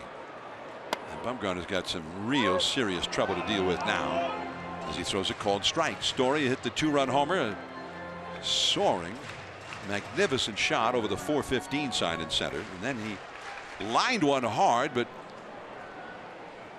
200 pence hit left his last time. So he's 1 for 2. High and foul and out of play off the first base side. Darno starts over, but it's out of play. And he's quickly ahead of him, 0-2. Story, that home run was only the 3rd hit of his entire career against Bumgarner. He's had 3 hits in 19 at bats. 2 of them home runs, though. He's hit him hard twice today. The last time before an out, as we mentioned. Middle infield looking for the double play ball. Darno on the bag at first with Arenado. And that is in the dirt on the inside. This was the first inning with a man aboard. That's the first pitch seen by Story today. Oh, way up there. 422 feet was the estimate. And it's 2-2. The curve in the dirt on the inside. Just tried that a couple times now. He's trying to tie him up. You don't want to let him get his. You don't want to let him get extension. When they get extension, they hit for power. You have to pitch hitting cores. It is a little bit of a scary scenario there because you see the home runs, you see the power, but you have to pitch these hitters in to keep them from getting extended. So any kind of pitch he can get in there, he'll get in there. And he tries to backdoor him with the cutter, but it stays off the outside. And now it's a full count, 3-2. Keep an eye on Arenado. He may take off here. And they want to stay out of the double play. You'd think he would take off.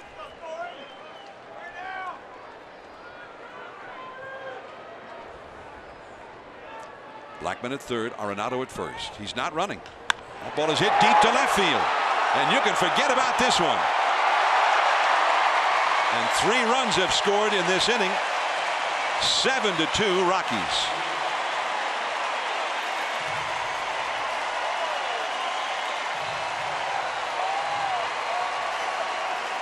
Two homers in the game for Story and 5 runs batted in.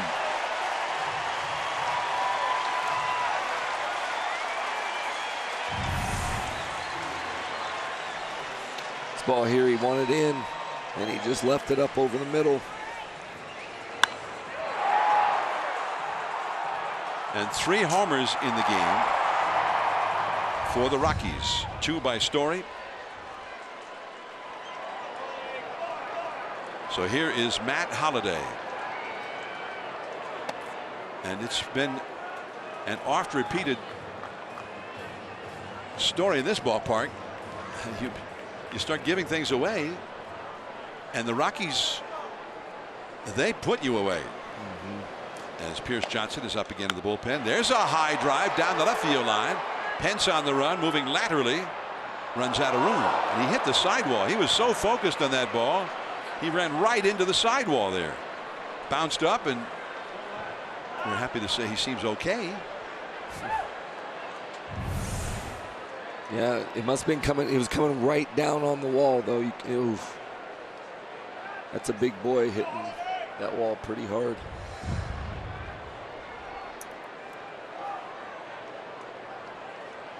The Rockies may send a crew down there to make sure that there are no damages to the ballpark.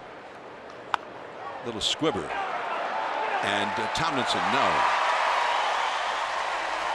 Holliday hit it right off the end of the bat. Just kind of lobbed it into the outfield for a base hit. The first hit of the inning was the home run by Story. Bumgarner hit Blackman with a pitch, and then the double play ball ended up getting nobody out. And then the 3-run homer by Story. And so it goes, and so it has gone for most of the history of this ballpark. You walk guys or give teams extra outs, they're going to take advantage of it here. Longoria to second one, Tomlinson to first. 2, a double play. But the Giants are trailing 7-2 with Longoria, Hundley, and Crawford coming up.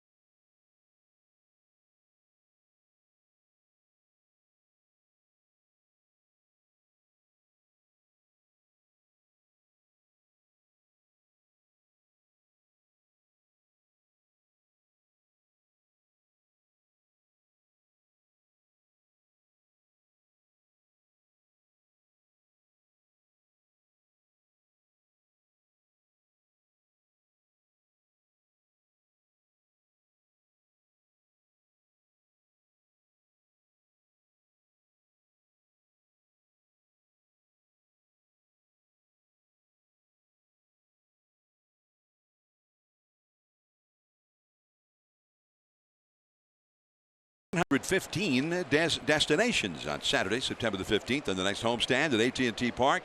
The first 40,000 fans will receive an Alaska Airlines 2-for-1 voucher, and then watch the Giants take on the Rockies. Buy directly from the Giants at sfgiants.com.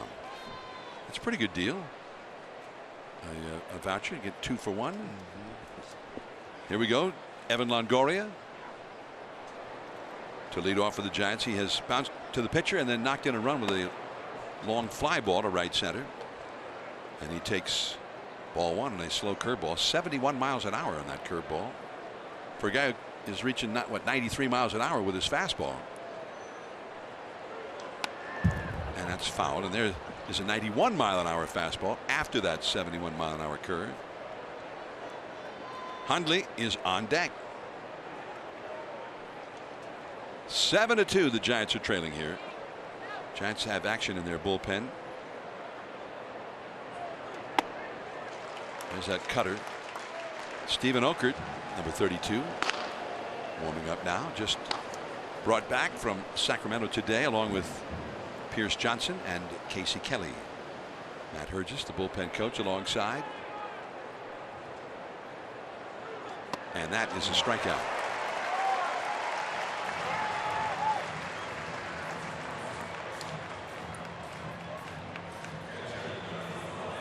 Seven strikeouts for Tyler Anderson. Nick Hundley will come up now. We're in the 6th inning.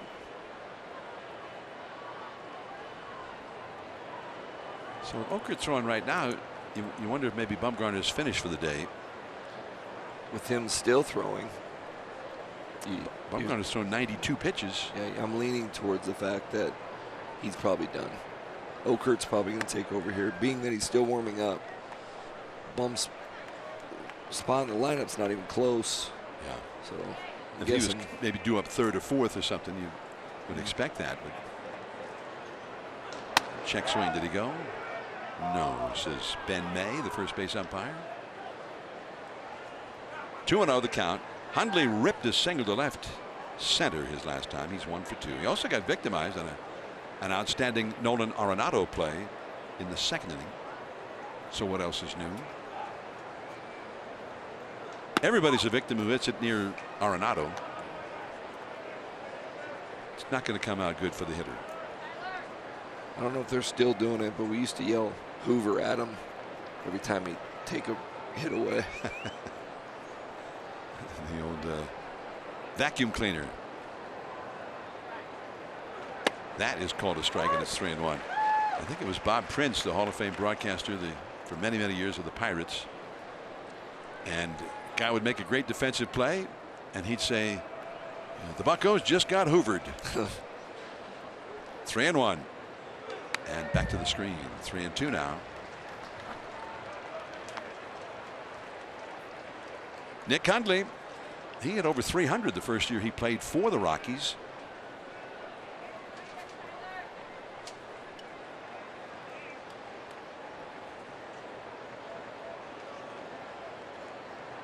Brandon Crawford is on deck. That is into left field toward left center and bounces over the wall. Just to the right of the 390 marker. And Nick Hundley swinging the bat well here against Anderson.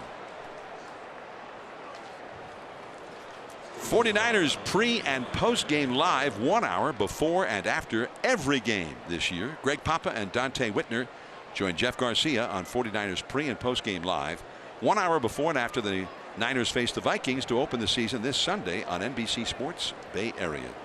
And in-depth 49ers coverage every night with insider Matt Mayoko and NBCSportsBayArea.com. The home of the authentic 49ers fan is NBC Sports Bay Area. Brandon Crawford now, he struck out twice. 1-1. The Rockies have some action going in their bullpen now. That is Yency Almonte. The bullpen coach Darren Holmes, former relief pitcher here. Was he a teammate of yours? No, he was not. So he's probably much older than you. Yeah, way older. I mean, he had a pretty good curveball. Yeah. Darren Holmes. And he's one of those guys who did well here at altitude. Mm-hmm. They're always looking for guys who can handle it here. That's right. The Giants bullpen coach was my teammate here in Colorado, though. Matt Hergis. There's a wild pitch. That was an extremely wild pitch. As Hundley goes to third. And Hergis, I always think of him with a great curveball. How'd he do here? He did pretty good. He had a good changeup too. But he had a pretty good year in 07. We brought him up from AAA, and he ended up being pretty big for us in that San Diego playoff game through 3 innings. Helped us get into that was the whole like 1-game playoff scenario we had.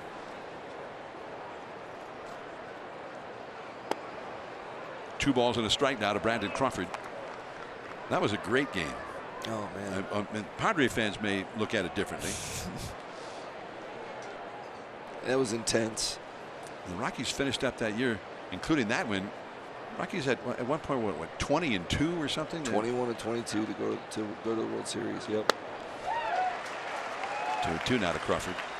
Little cutter on the outer half from Tyler Anderson. Hunter Pence on deck.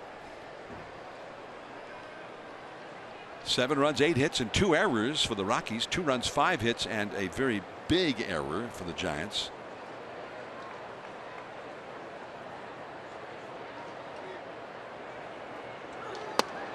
And it's low. 3-2. And you can see from our computerized strike zone, it's clearly low.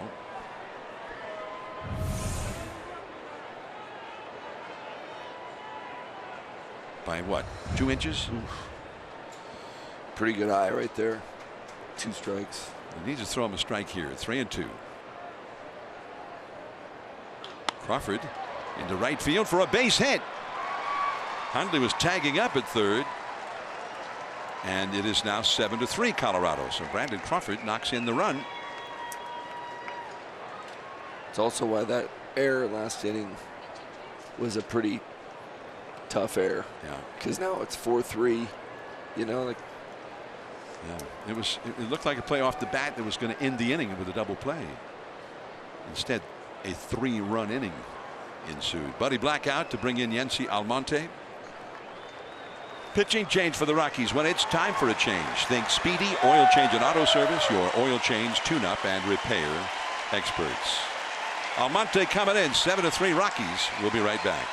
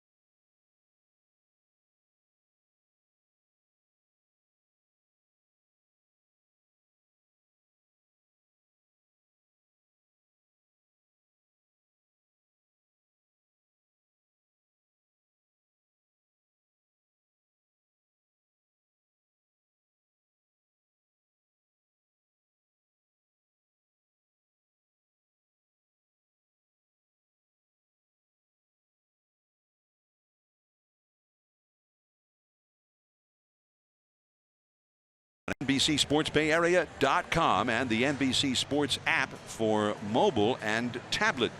Stream the Giants on the go wherever you might be.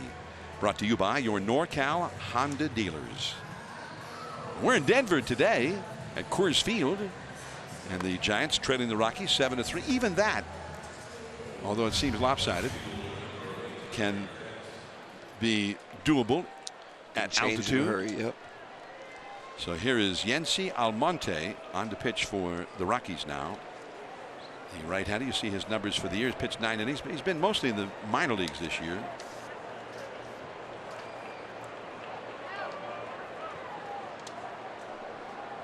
He was recalled from AAA on Saturday. Pence, ball 1, breaking ball up and in. It's the 3rd time this year he's been with the Rockies.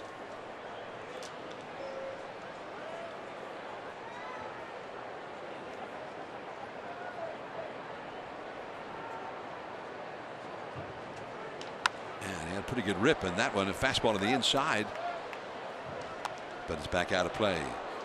He made his major league debut back in June against the Mets.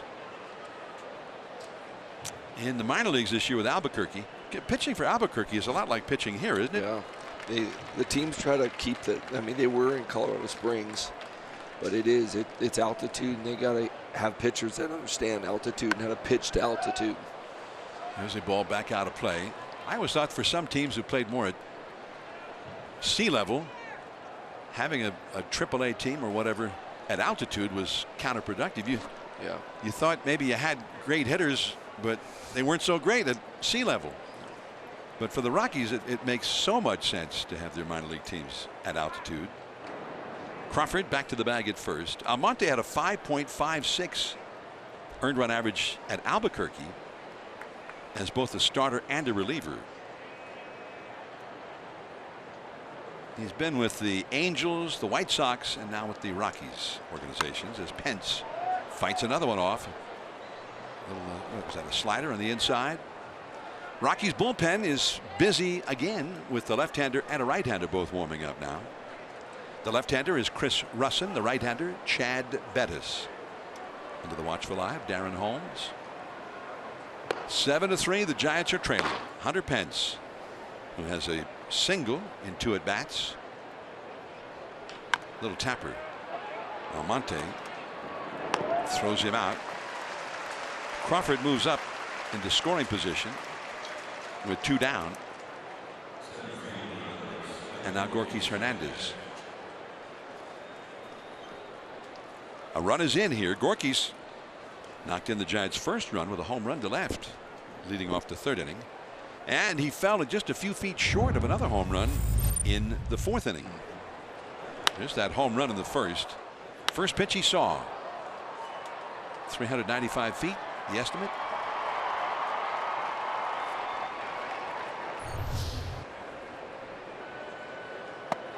And that's too high. I did the first game ever played at Coors Field. Really? 1995. And they had some good hitters on that team too. It was the Blake Street Bombers on parade in those days. 1-1 the count. Chasing a slider that time. Pretty good slider here at the altitude. But the temperature at game time, the first game ever played here, was late April. 29 degrees. No, thank you.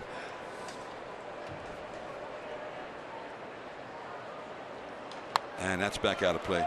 Joe Morgan and I had opened the season. That was the year after the strike. 94, they had a strike. And they got a late start to the season.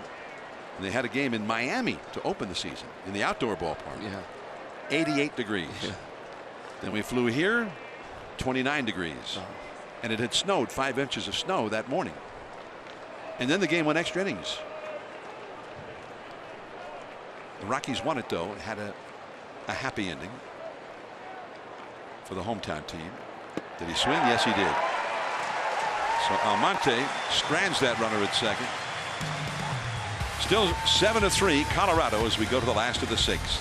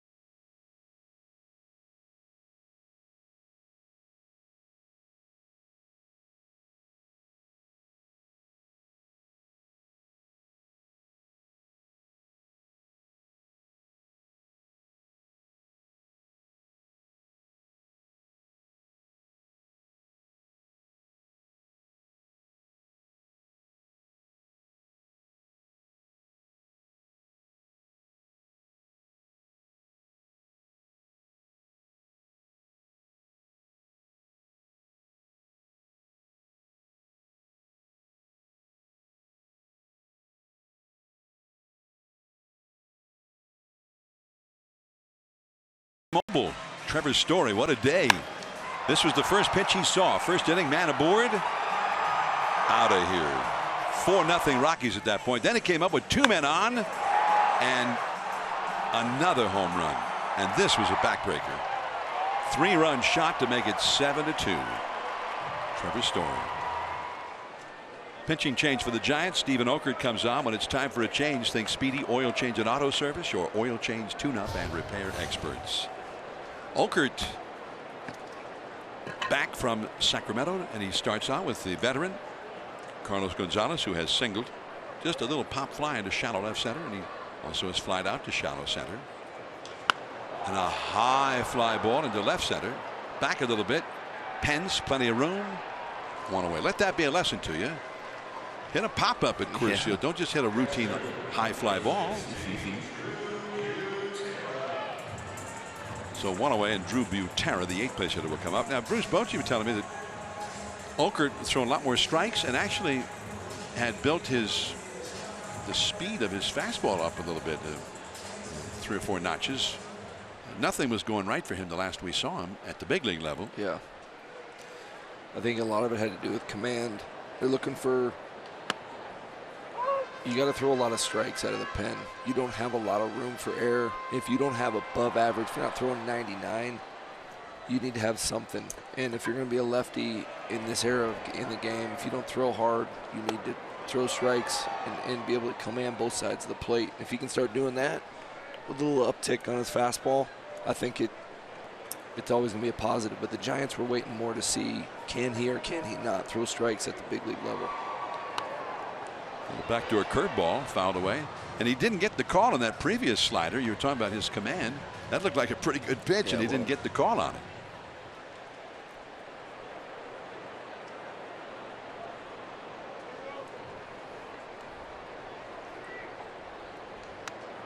And back to the screen and work that slider to the outside. 1 ball, 2 strikes.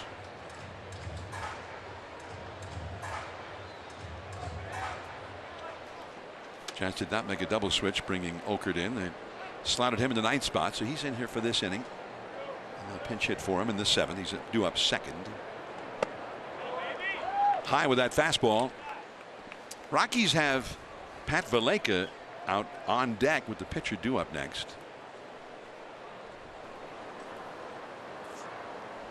And in the bullpen, it is the left-hander Chris Russin.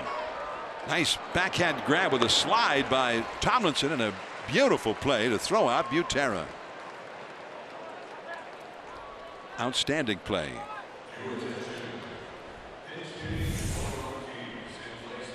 And here is a look. He was shaded in that direction, but he had to go far to get it, and not just backhanded, but went down into a slide to sort of get down at that level. Pop up off that knee and throw him out. So here is Pat Valleca. Dwayne Kuiper will be returning in the 7th inning from the radio booth.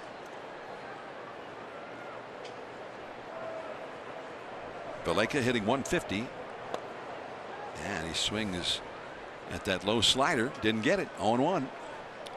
And that's kind of an acid test, isn't it? Guy coming back in the minors, and then your first game back and you're throwing breaking balls is here. Yeah. Looks like he may have a pretty good one going so far today. High in the air to right. Slater shading the eyes with the glove. Dwayne Kuiper back with you as the Giants come up in the 7th inning. 7-3. The Rockies are leading.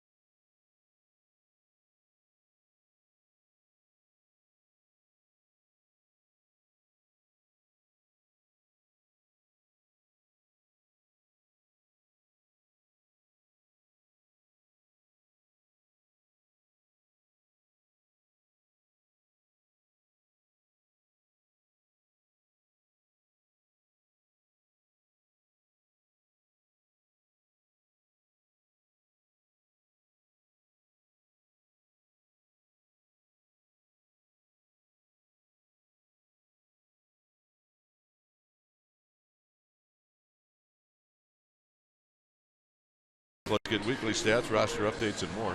RBI Baseball 18 is available now. You can learn more at RBIGame.com. Rated E for everyone. Welcome back. Absolutely. Here at 7-3, when it's time for a change, think Speedy Oil Change and Auto Service, your trusted oil change, tune-up, and repair experts. And it's going to be Chris Russin. So Russin's on the hill facing Tomlinson.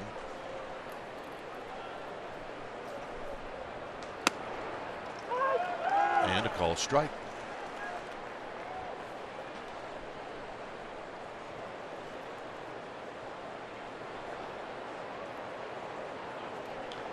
Tomlinson shoots it foul. Unfortunately for Kelby, he made a really nice play. That's not the unfortunate part. In the last half inning, it's the double play ball that is going to haunt him. Yeah.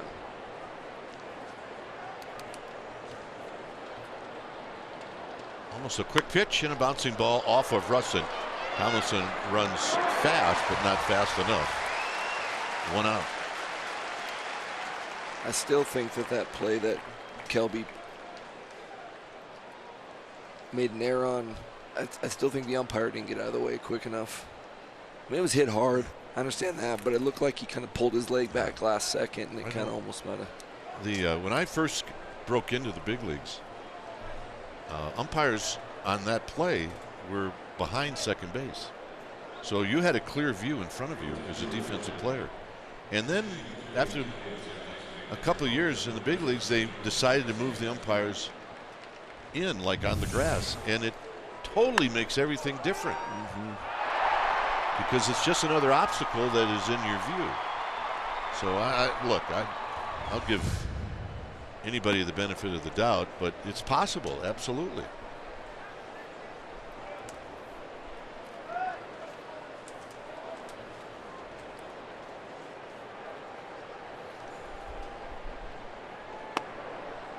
Here's Aramis Garcia, who takes a ball, 2 balls and no strikes.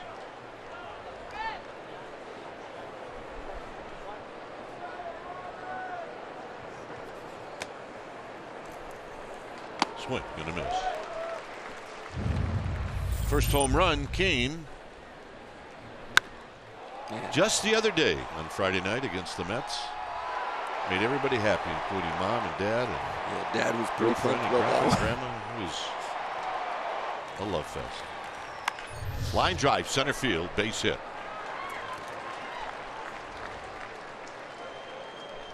So Garcia with his first, no.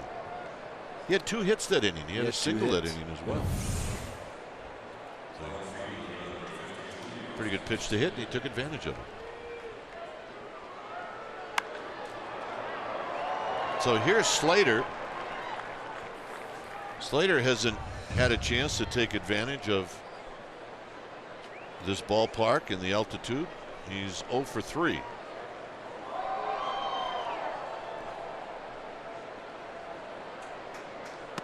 And he takes outside for a ball.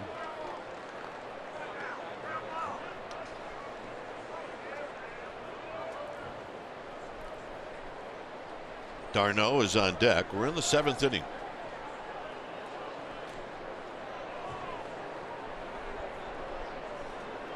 The target is in, and that's where they throw it, and it ties up Slater, and it's 1 ball and 1 strike. So did John do a lot of talking? Yeah, I had give him you a do chance to. He tried to involve me in a couple conversations that I gave him one word. You gave him nothing? Is that it? Kind of just looked at him and shook my head. Yeah, that's always good radio and TV. You nod your head up and down as a response. Here's the 1-1. Well, it's great because I'm over on radio and I wore you out and you had no way of defending yourself. I'm sure that's true. I have to tell you, I did. I actually told you this is all part of Dave Fleming's revenge.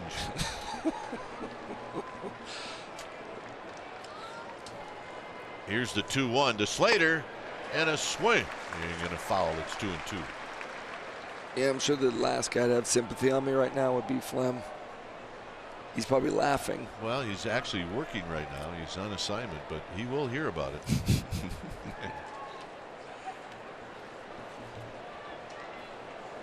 As early as 5 minutes after the game. The 2-2 pitch. Slater stays alive. Dave Fleming's fabulous home run call, and the Giants won the World Series in 2010 on Renteria's home run. He was so sick he probably shouldn't have broadcasted that day. So when he called the Renteria's home run, and everybody remembers the call, he had really no backing in his voice, and it went something like, "Come on," of which he never heard the end of it from the players, including my partner here, and Lopez is watching in Atlanta, and Crawford, who's playing here. And they used to wear Dave out by playing it on the bus. This is his revenge. Oh, man. He actually spoke that game. Yeah. Yeah, I don't think I'd be able to do that. Slater, big chopper. Story can't make the play. More base runners for the Giants. Slater's going to have an infield hit. And here's Darno. Giants are one swing of the bat away from being really in this game. And I've seen it happen a lot. You get later in the game and you start giving away little hits like that. All of a sudden the 3-run homer kicks in, and now it's 7-6, and it's a whole different ball game. And it happens so fast. I mean, look what happened to Bumgarner in the first inning. Single home run, double home run. Darno had a double in the fourth.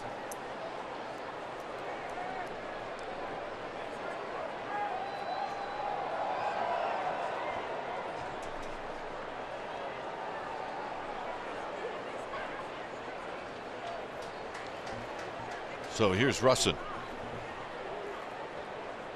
And Darno to third. Arenado's got it, kicks it around, adjusts, throws to first, and they got him. He still had enough to get the out at first, but both runners advance. Otherwise, that's an inning-ending double play. And here comes Bud Black.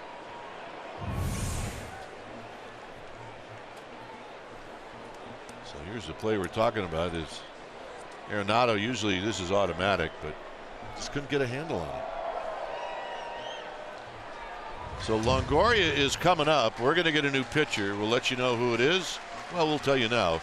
It's Chad Bettis. It's 7-3. We'll be back.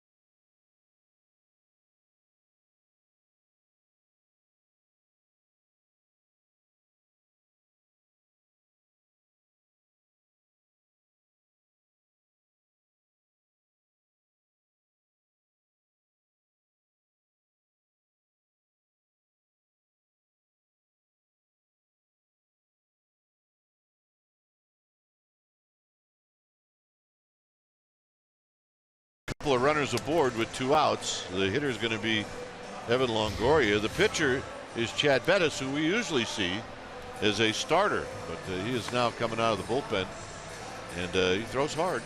So Longoria's got a shot to get the Giants a little closer.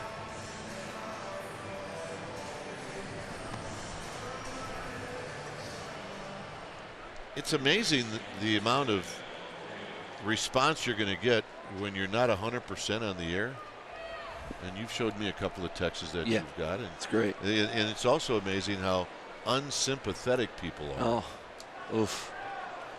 I'm really sorry, everybody. I kind of feel like it's getting a little better. Yeah. No, I mean, you sound great. Here's Longoria. And he takes outside and low. 1 ball and no strikes. Gardy wanted to put you down. Is that it? Yeah. Gardy just sent me a text and said, someone get the dying animal out of the booth. Here's the 1-1, and it's a drive to right. Can Gonzalez get over there? He's going to dive, and he can't get it. 2 runs are going to score. Longoria now deciding to go for 3. He's going to make it, and we got a ball game. It'll be a triple, and it's 7-5.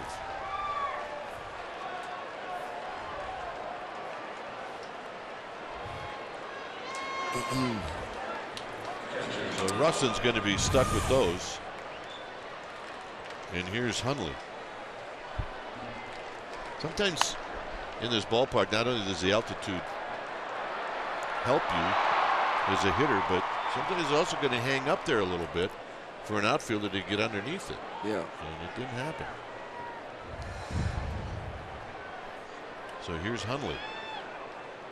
Hundley shoots it foul and out of play.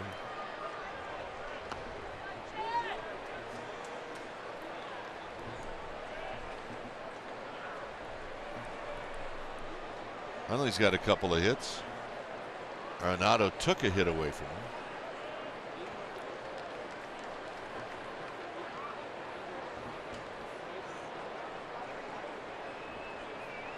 Only takes low. These runs were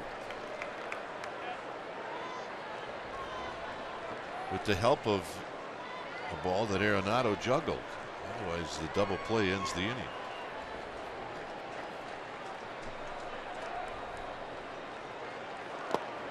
Butera with a block. It's 2-1.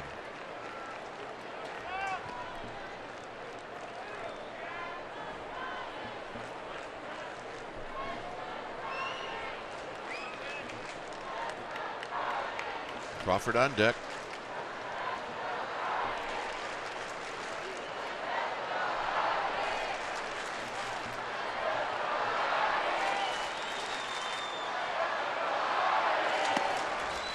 We will call a strike to even the count.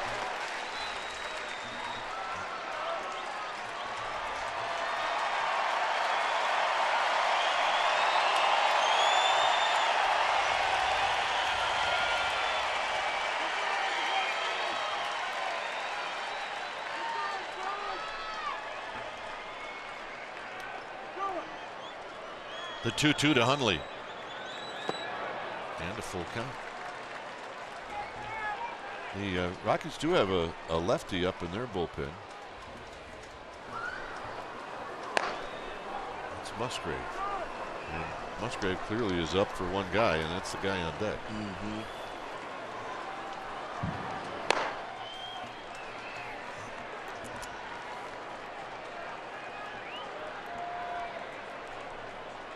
Hundley on the ground sharply.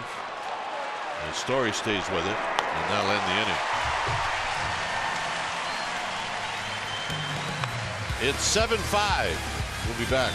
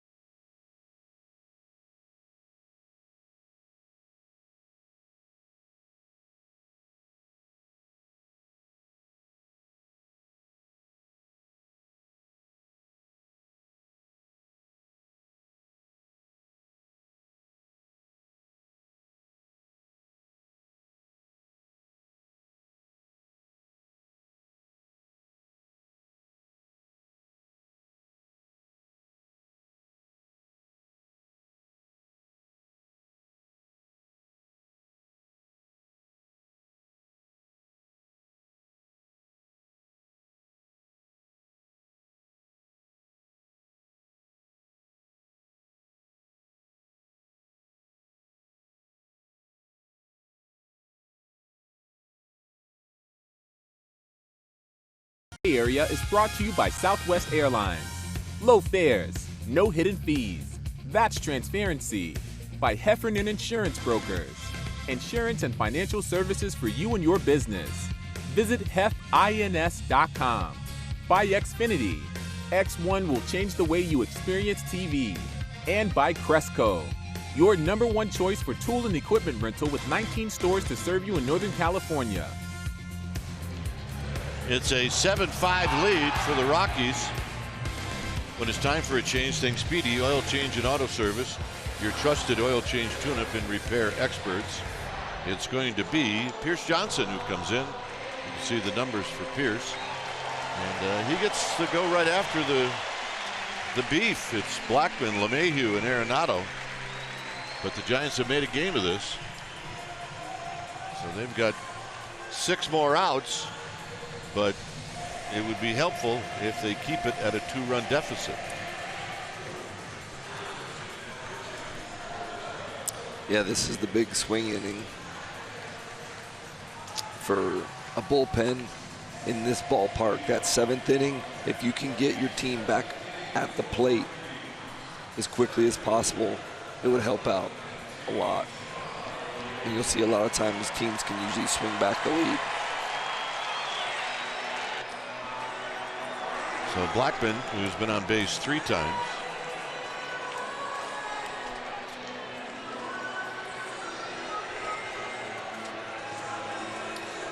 A couple of singles. And then he was hit by a pitch on a curveball in the 5th. So here's Johnson. And a high fastball, 1 ball and no strikes.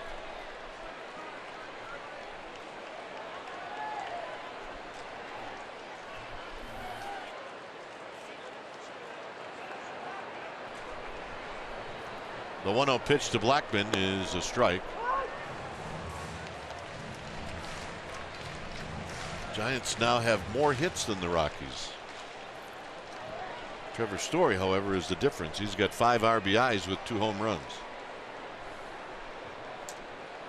Blackman takes very high, almost to the backstop, 2-1.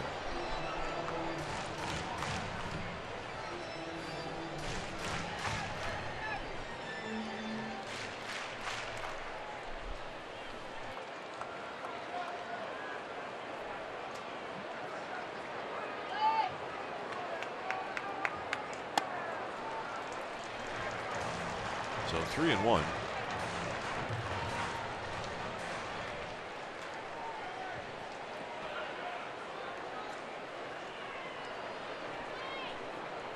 Should be a pretty good pitch for Blackman.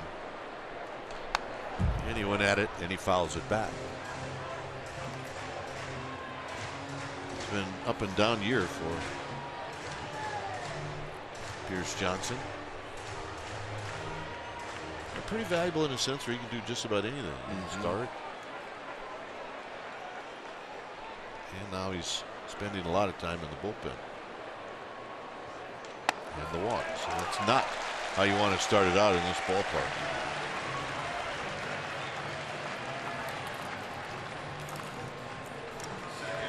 Here's LeMahieu.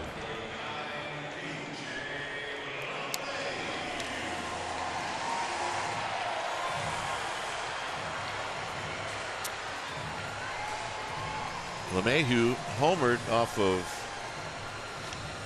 Madison Bumgarner in the 1st inning. Then he hit into a double play, and then Bumgarner struck him out.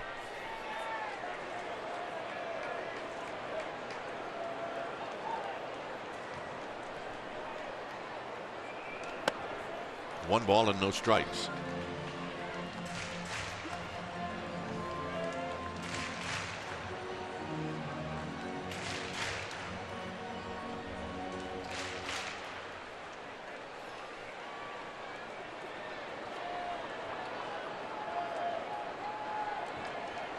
Johnson at the belt and the pitch, and LeMahieu takes high. It's 2-0.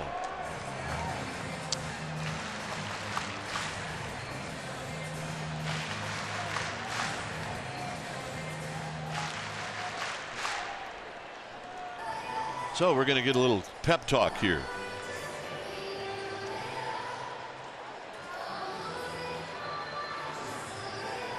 Sometimes they work, sometimes they don't. Yeah, you need to calm him down, but we got to remind him, hey, let's all go out there, let's talk about this, but calm down, ground ball, double play.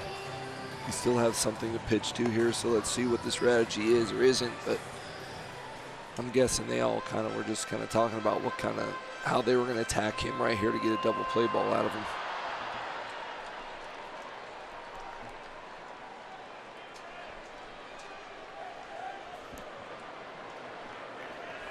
So Blackman, who's on base 4 times.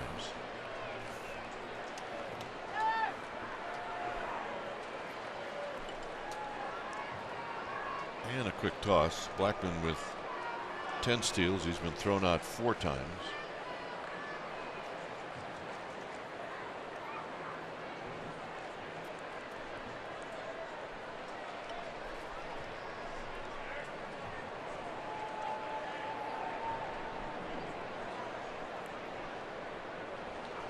And Johnson pours in a strike, pitch that he needed to get, and it's 2-1.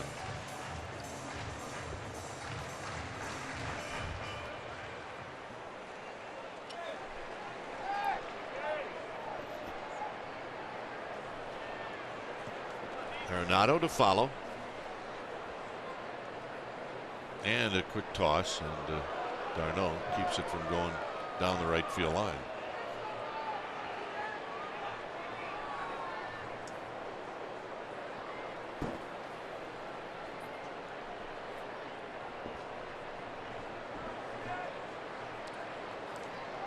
This will be the 10th pitch from Pierce Johnson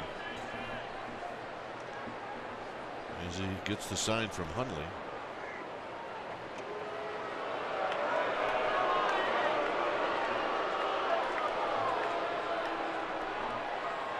I really haven't been watching Hundley to see if these are being called by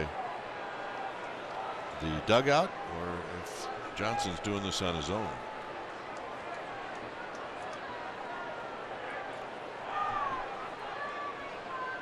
Maybe thinking that Blackman's going to take off. He does not, and it's high. It's 3-1. But right now, you can't even, if you're Johnson, you can't even worry about the guy at first. Because in this ballpark, you start worrying about that, and now you're going to have guys at first and second with the beef. Yep. And Blackman goes, and it's not even close.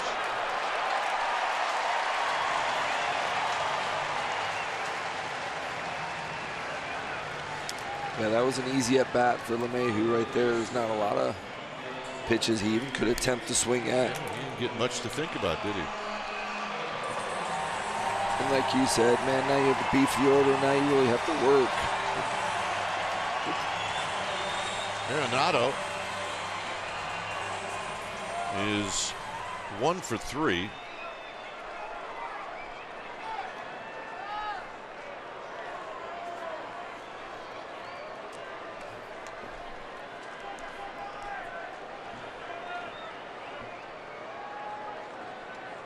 And the first pitch is a good breaking ball, and it's no balls and 1 strike. So Hundley and Pierce Johnson mixed it up a little bit on the first pitch to Arenado.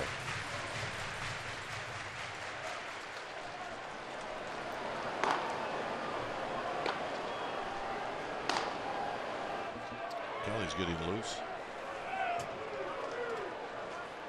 The pitch. Swing and a miss. 0-2. Wow. He has a good fastball. 94 miles an hour, but down the middle, and he swung and missed by that much. Ball jumped on him a little bit. I'd be trusting that thing if you have that kind of, that's late movement on the fastball too. That's what makes those hitters swing and miss at those pitches, is the ball darted last second. Spins one up and in. It's 1-2.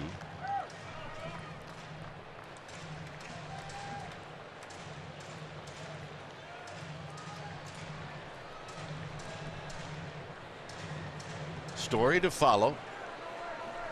7th inning.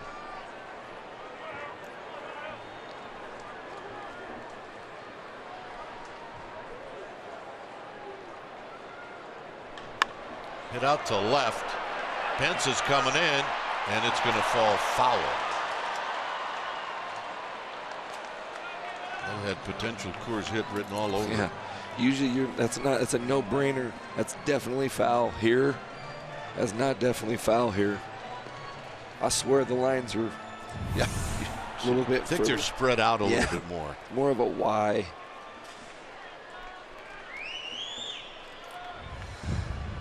So Arenado comes back, grabs his bat.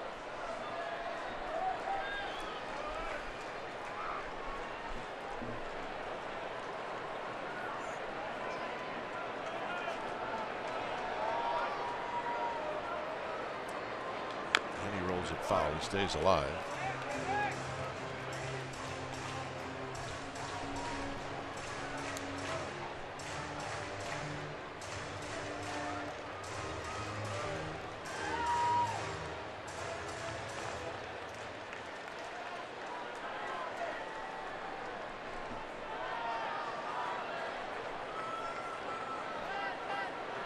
Johnson ready. Arenado waiting. And he got him. Sometimes you just can't explain things. Big strikeout right there. Kind of changed eye level, went up into his eyes. Ball that he usually would want to attack. Went just higher than high. I called that chocolate mousse when I pitched. Looks so good, but it's so bad for you.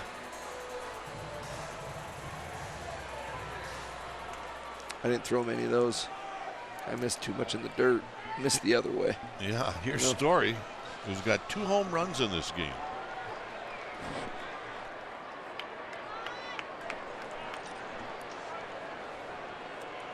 And now the runners go. Hundley's going to go to second, and it's not in time. That's a double steal.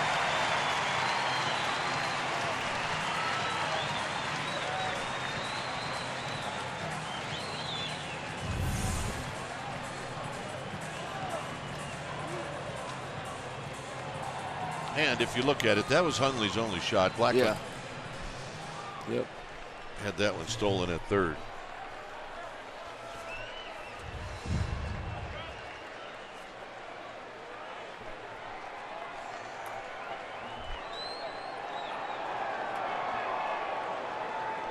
Infield now comes in. And a bouncing ball to Longoria, who's going to come home. And now they'll have 2 runners at third. And all they got to do is tag Blackman.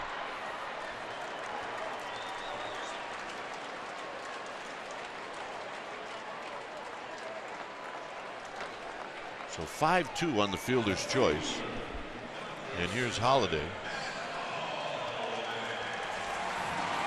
That's basically how this has been done over the years. If you've got runners at second and third, you always go on contact, because even if you don't score their runner at third, you still have a runner in scoring position.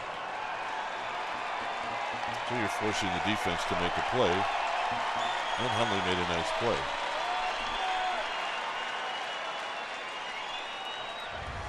Here's Holiday facing Pierce Johnson. And he's tardy on that fastball, and he snowballs in 1 strike.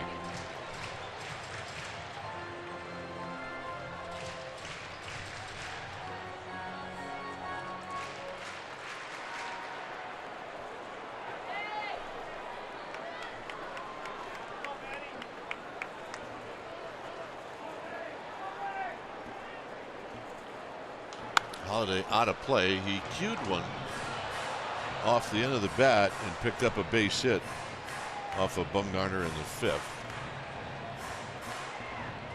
Seeing a little bit healthier of a fastball right now with Johnson.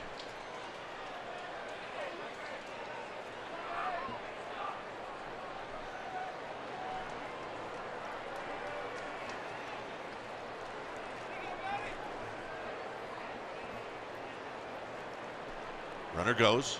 Pitch is high, no throw. Story with his 23rd stolen base.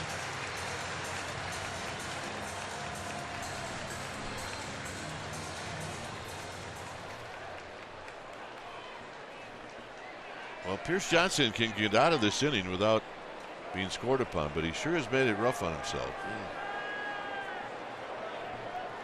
He walked the first 2 hitters, and then you got Arenado and Story. And tight to Holiday.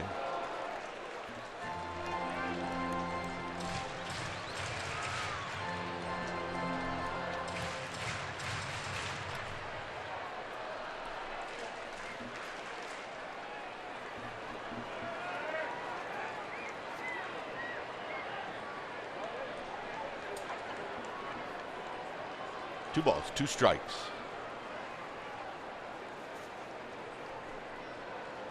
Got him, and that'll end the inning. So nice job by Pierce Johnson for getting out of it. 7-5 Rockies. Crawford to lead it off.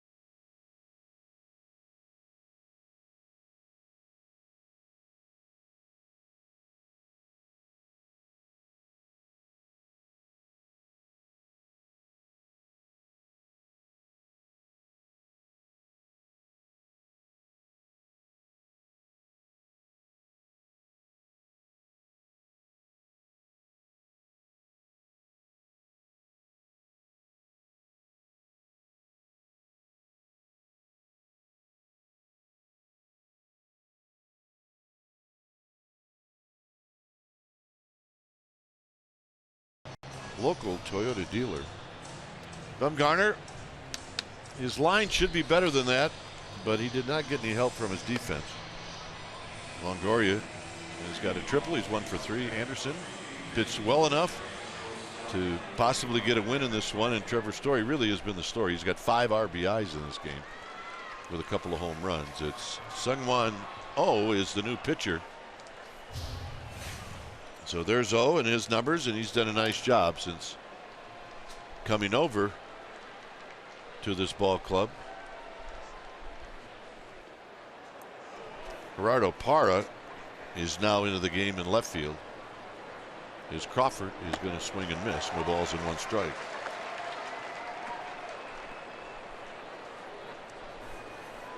So there's Parra, Gold Glover.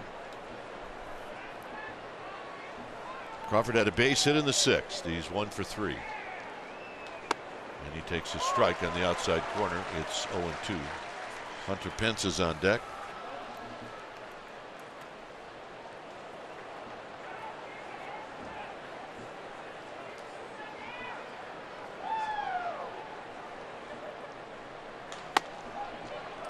And a high fastball. It's 1-2.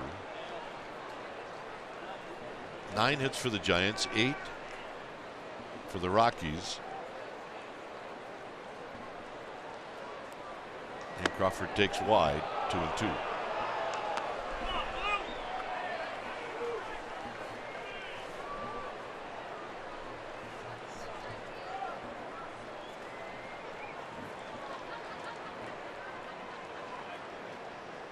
Crawford out swinging on a high fastball. 1 out, and here's Pence.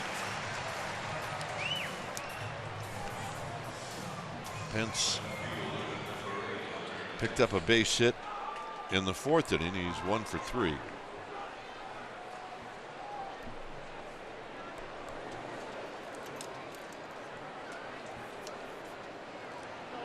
Gorkis Hernandez chalking up on deck. Pence takes a strike.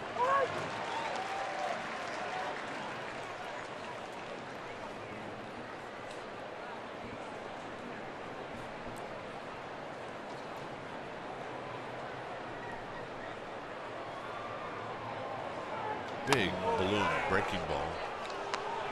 Man, that was almost Ephus-like. Almost, you're right. It was real slow. Pence to the backstop. Came over on July 26 from Toronto.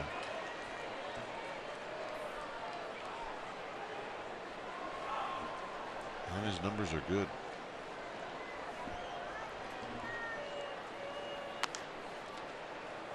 Well, if you're going to win in the playoffs, if you want to get to the playoffs, especially playing for Colorado, you have to pitch late in the ball game. You have to find guys that can do it and can do it consistently well. Yeah, part of the problem is if you get there, sometimes in order to get there, your bullpen's worn out.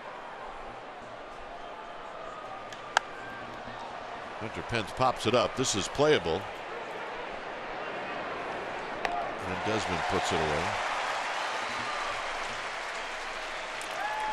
I think that's what we've seen Billy Beane doing with the A's, just stockpile relievers. And yep. You got them around, just get as many as you can. And that's how Corey Guerin ended up. Worst to first. What, Texas yep. to Oakland?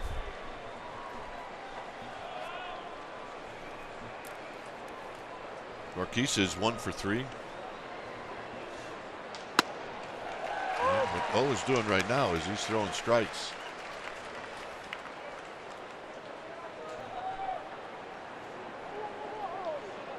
And yeah, I don't blame Gorkis. Yeah, slow him down. He's in a rhythm now where he's making pitches and throwing strikes. And it's up to you as a hitter to change the rhythm.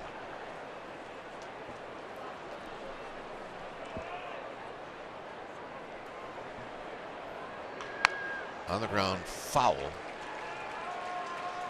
So it's now 0-2.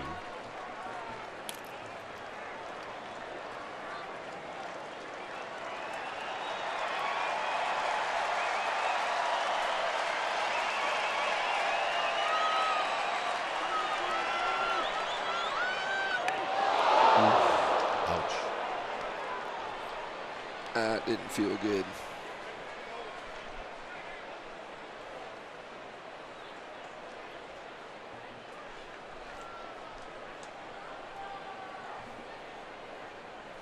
The hand is always an issue. Just hit 93.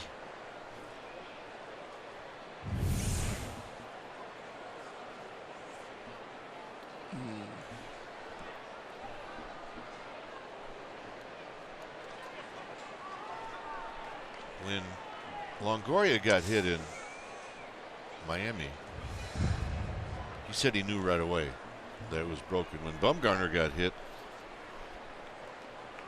in his last outing in spring training, he said he knew it right away.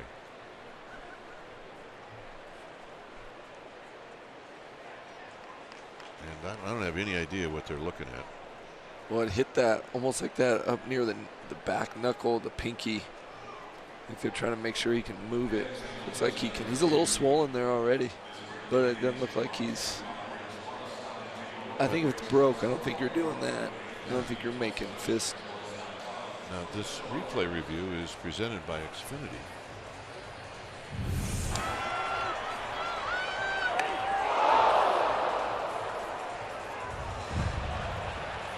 I think he's all right. A-Ray's walking off the field. I don't understand what the conversation at third base is. Or what are they checking to see if it hit the bat? Checking to see if it was a foul ball. It looks bad both ways. If it's an actual foul ball, it looks bad on the hitter. If it's an actual hit by pitch, looks bad on the opposing team.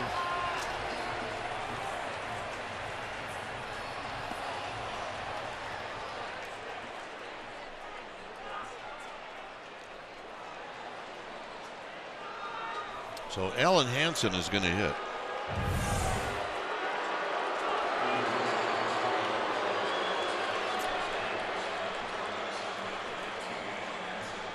So Hansen now represents the tying run.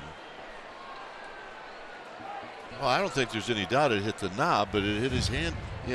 So I don't know what the issue is.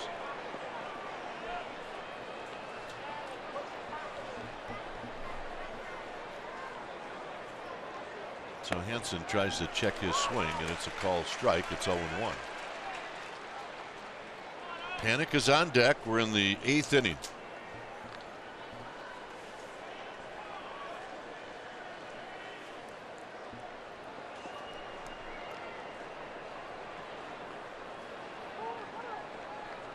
Hansen asks for time, and he gets it.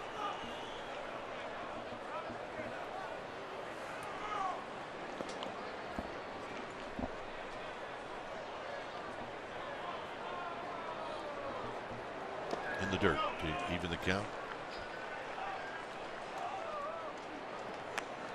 You would think that O would stay away from Hansen. I mean, Hansen's not a power hitter, but he can hit the ball out of the park. And the shortest way to hit it out of the park here is in the right field.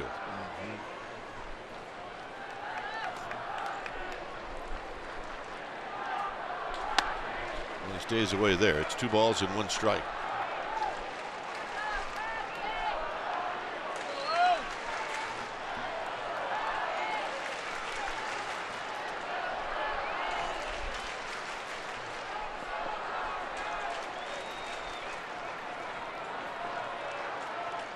Oh, now slowing things down. It's 2-1 to Hansen. Hansen! High drive to right! It is out of here! And this game is tied. It's like you were looking into a crystal ball right there. Well, that's where you want to go if you get a pitch, and he did. Late in the ball game.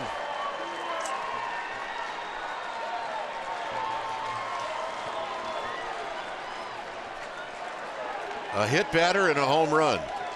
And it's 7-7.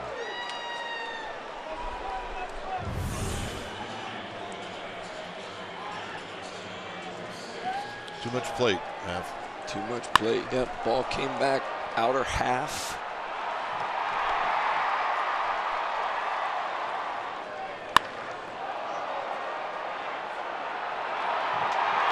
So here's Shaw. It's kind of interesting. The Rockies have not updated their number situation. They had Corey Guerin at the plate. So it's not. It's Shaw. Shaw on the ground, foul. It's 0-2.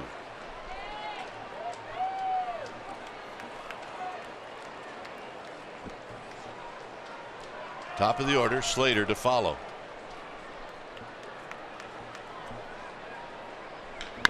High drive to right.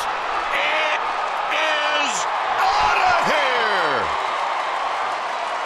And I mean way out of here. Oh, that's a poke. If you can put it in the second deck out there in right center, that is a bomb.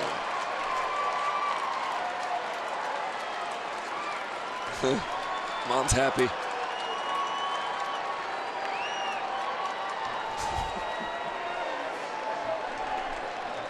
And now we're going to get a visit for Mom thrilled. Shaw thrilled. Bochy thrilled. Absolutely thrilled.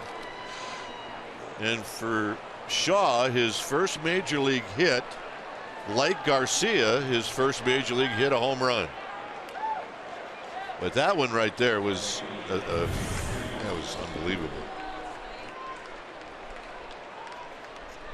468 feet.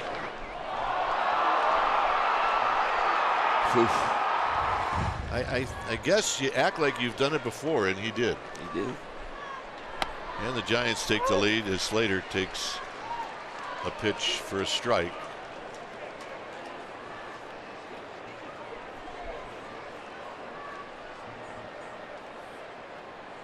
Slater fouls it out of play.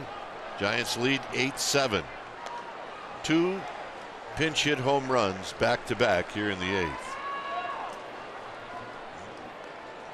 When's the last time that's happened? Pinch hit back to back. Only here, right? The inning started out. Crawford struck out. Pence popped out. Hernandez hit. Hansen a home run. Shaw a home run.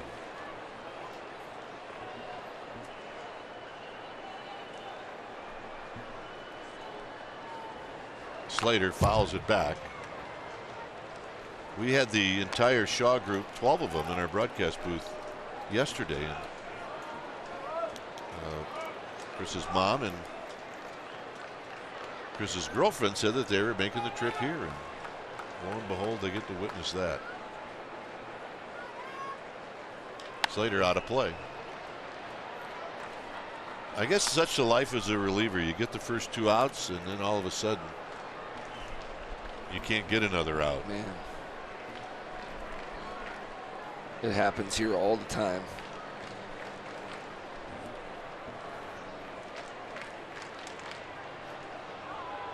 Slater takes the pitch high. It's 2-2.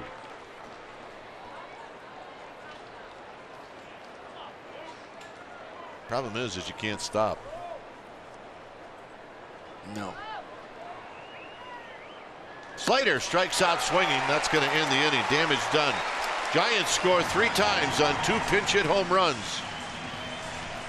Hansen, Shaw, not Corey Guerin, Shaw.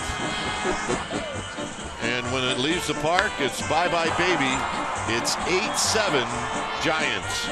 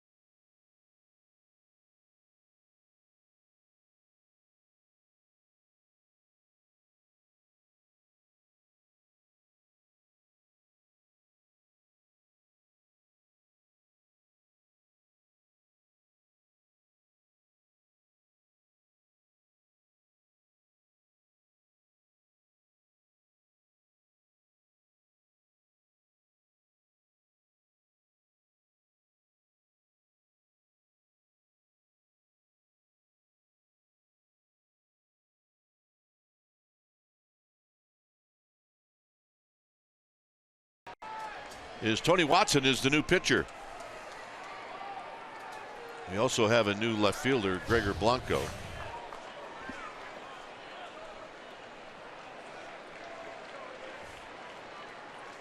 So that's a double switch. Blanco will hit in the 6th spot.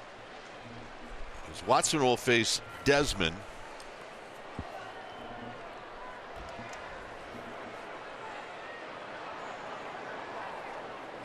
And a line drive into left field, a base hit.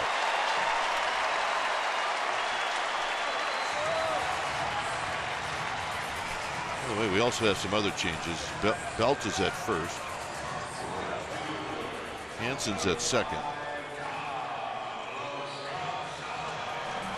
So you're see Hansen, Belt, and Blanco are now into the game. So here's Gonzalez facing Tony Watson.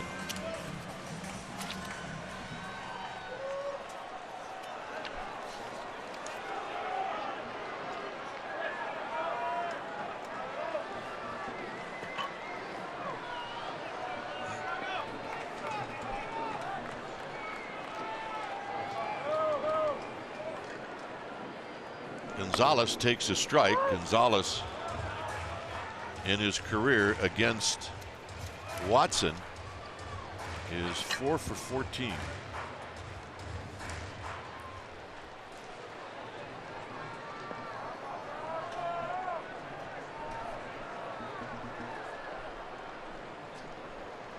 And a quick toss to first.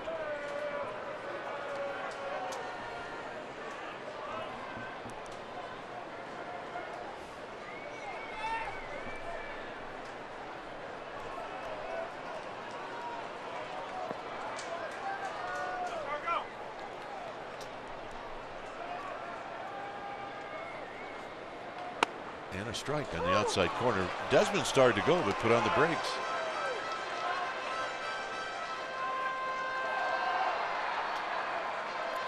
That mess you up at the plate ever? The guy started running as you would, you almost thinking you want to let him have it, and then he doesn't go. Yeah, you know, you see it out of your peripheral vision. You can see the guy go. Sometimes you can see it well enough where you can take a pitch.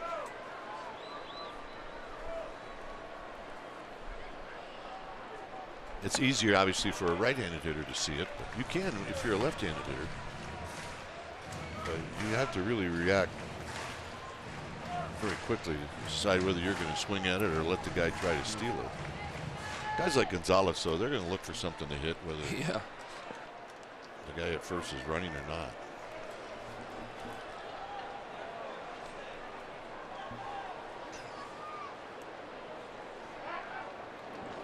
Desmond will sneak attack you. He's got 17 steals.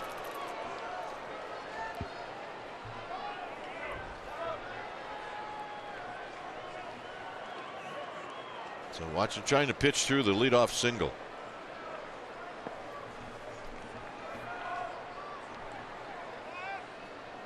He and Hundley trying to navigate this 1-2 pitch. Out of play. See Gonzalez, he's got long arms and he can really extend to almost a foot off the plate. It almost makes it inviting to try to come in with a fastball.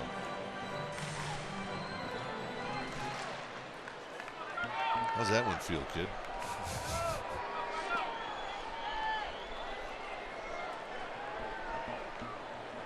The 1-2, Desmond goes. He got a great jump and it's fouled out of play. Desmond could have stole that standing up.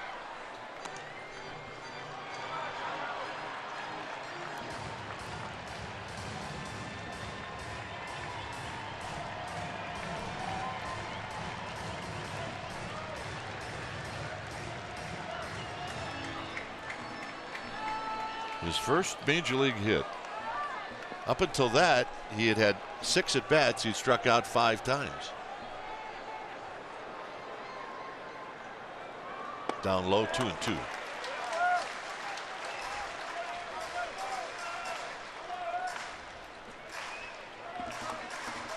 Cuevas, Noel Cuevas is on deck.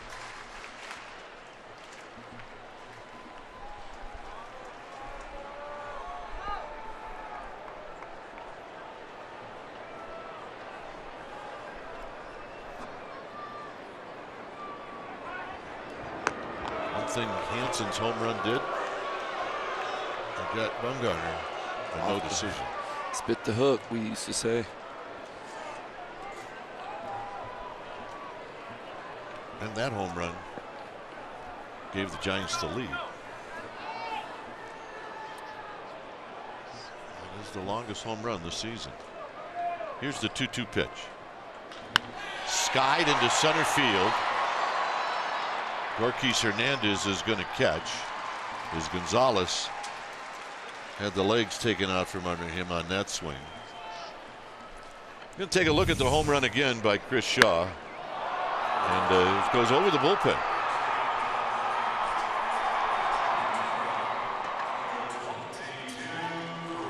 Mom, and that's Chris's girlfriend in front of the mom. Wow. I think that flight here was worth it for them. Yeah. Here's Iannetta.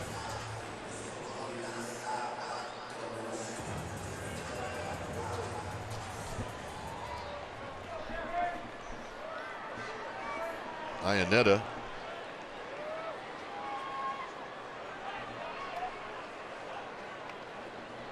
Pinch hitting for Butera.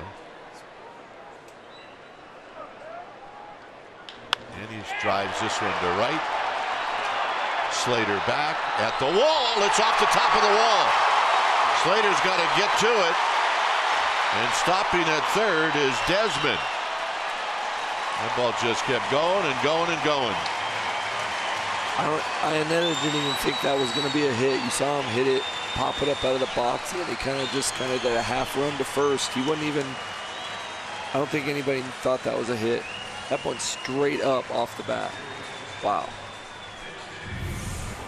And clearly Slater thought he had it all the way. And a couple years ago, that's a homer, right? Yeah, at the top of that. And when you watch Slater going after it, you think that he is going to get it. I don't think Iannetta thought for 1 second that was going to be anything but an out. So Cuevas is the pinch hitter.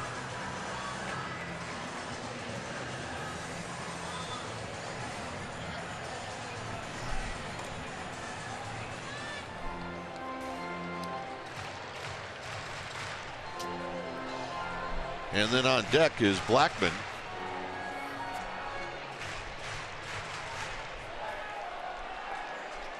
Giants will play the infield in. They're going to try to cut that run off at the plate.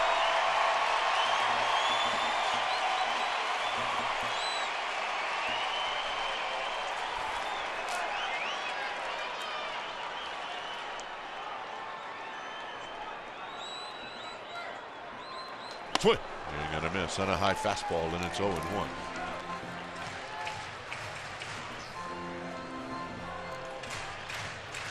.243 for Cuevas.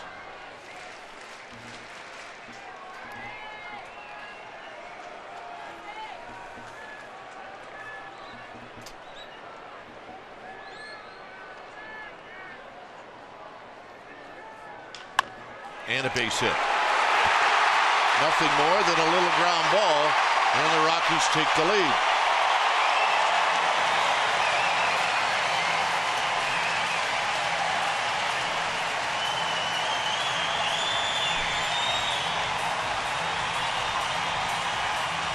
Little seeing-eye ground ball right back up the middle, and it's now 9-8.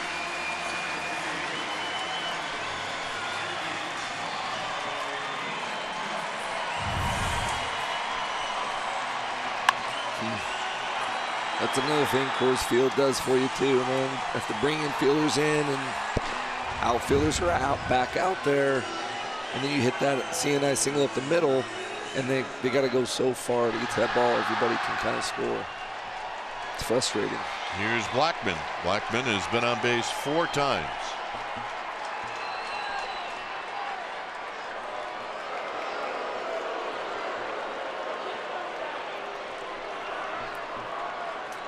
The closer, Davis, getting loose.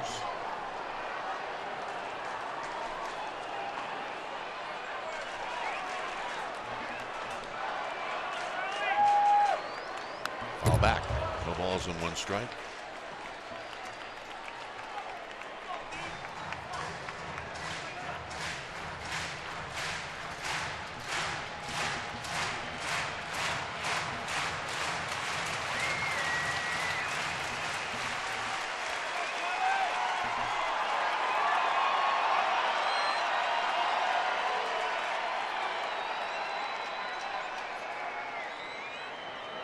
And Watson's fastball is high.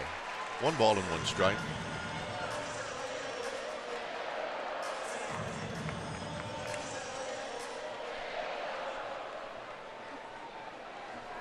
so careful that you just don't blow out your bullpen in the first game. And a strike as he gets the call.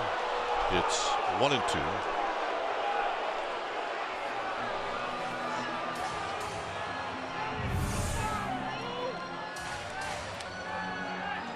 Well, look, somebody's going to be unhappy. He's going to be the pitcher or the hitter. That's a pitcher's pitch right there. There's nothing you can do with that.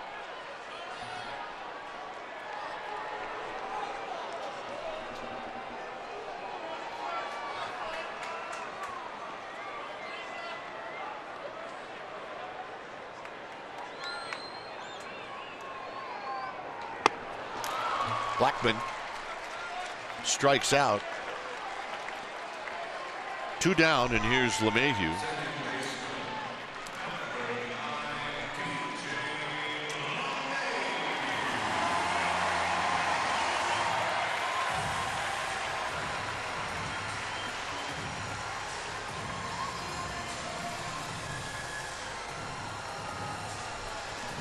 LeMahieu homered in the first. He's bounced into a double play, struck out, and then he drew a walk in the 7th.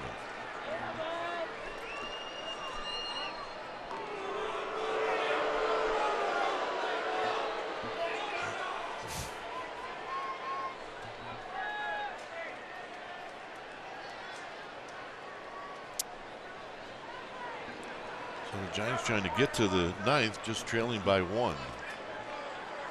Now the runner goes. Hundley's throw is going to be late.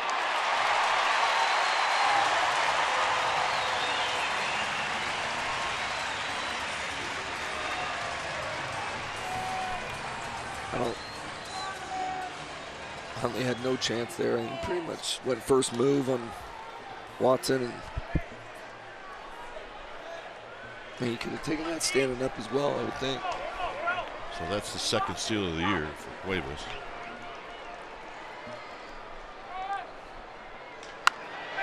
Down the right field line, foul. Nothing in 2.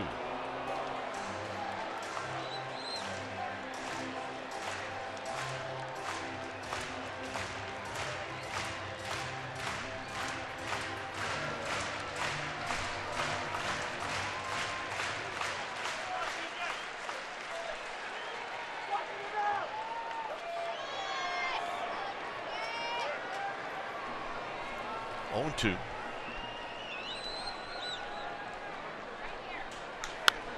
Popped up. It'll be Hansen, and that'll end the inning. So the damage is 2 runs. We'll go to the 9th. It's 9-8 Colorado.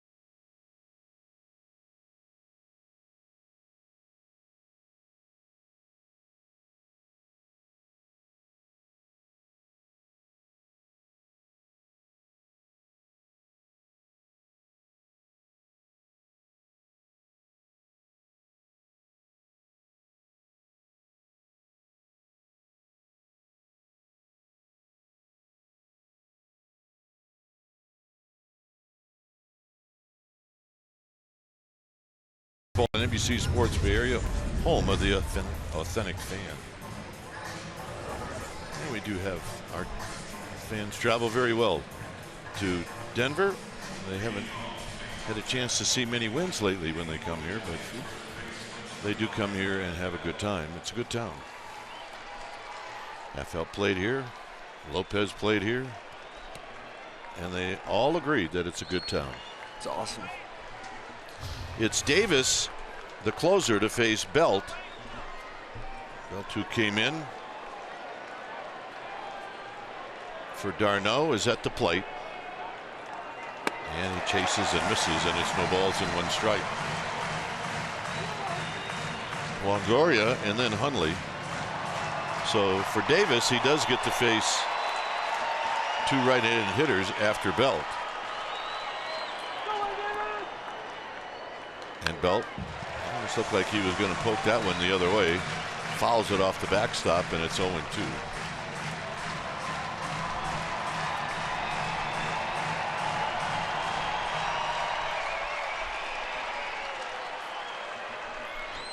Pinch hitters back-to-back. Bonds, Dunston. Belt takes low, 1-2. When you got to go back that far to Dunston, that's a long time. Really long. 1-2. Dunston probably called up there, told him.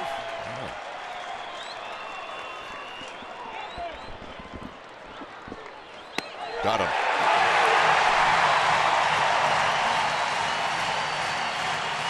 So Belt strikes out looking. Here's Longoria.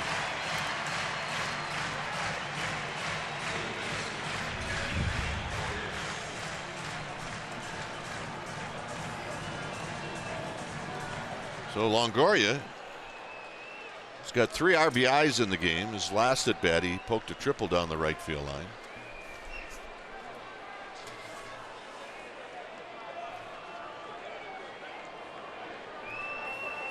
And he takes high. 1 ball and no strikes.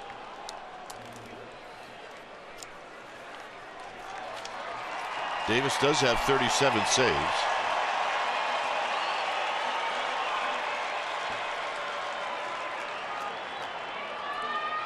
And Longoria takes low. Longoria is 0 for 3. Matter of fact, only one Giant on this roster has a hit off of Davis, and that's Crawford. Everybody else offers. It means they're due. The pitch. Longoria with a high pop-up out of play.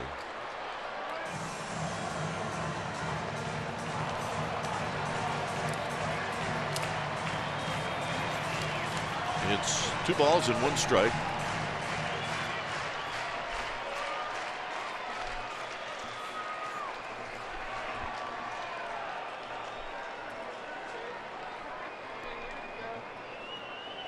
Foul back. 2-2.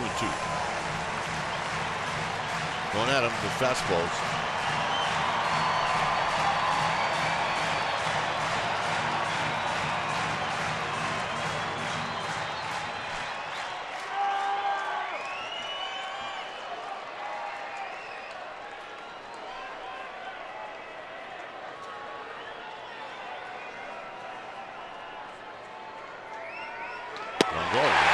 Good. And a miss. 2 down.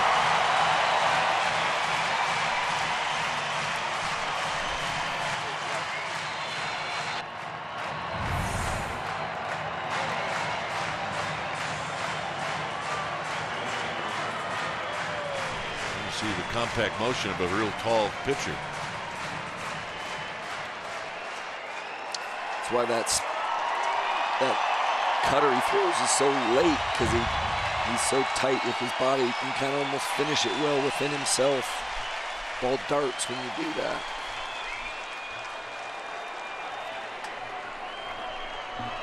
So here's Hundley. Hundley takes one in the dirt.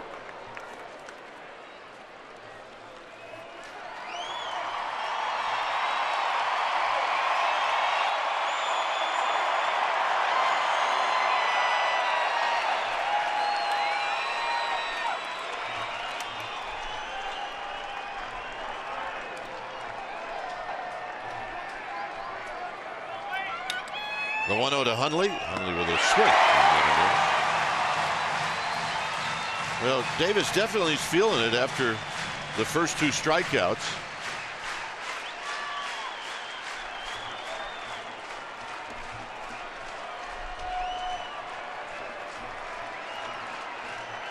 Crawford watching on deck. Way outside, it's 2-1.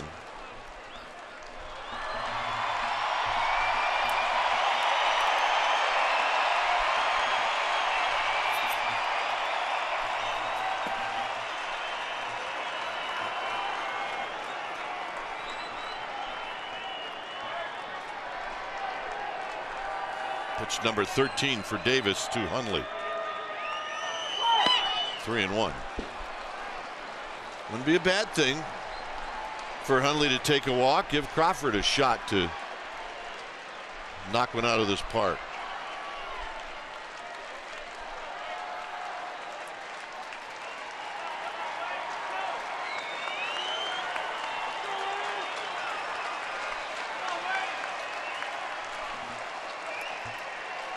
Here's the 3-1.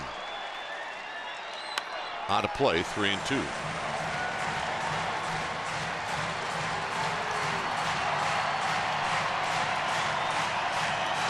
So the Giants are down to their last strike.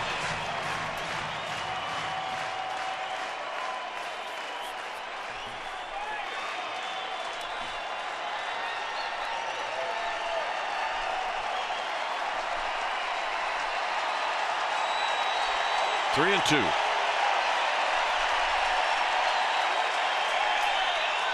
And that's the ball game.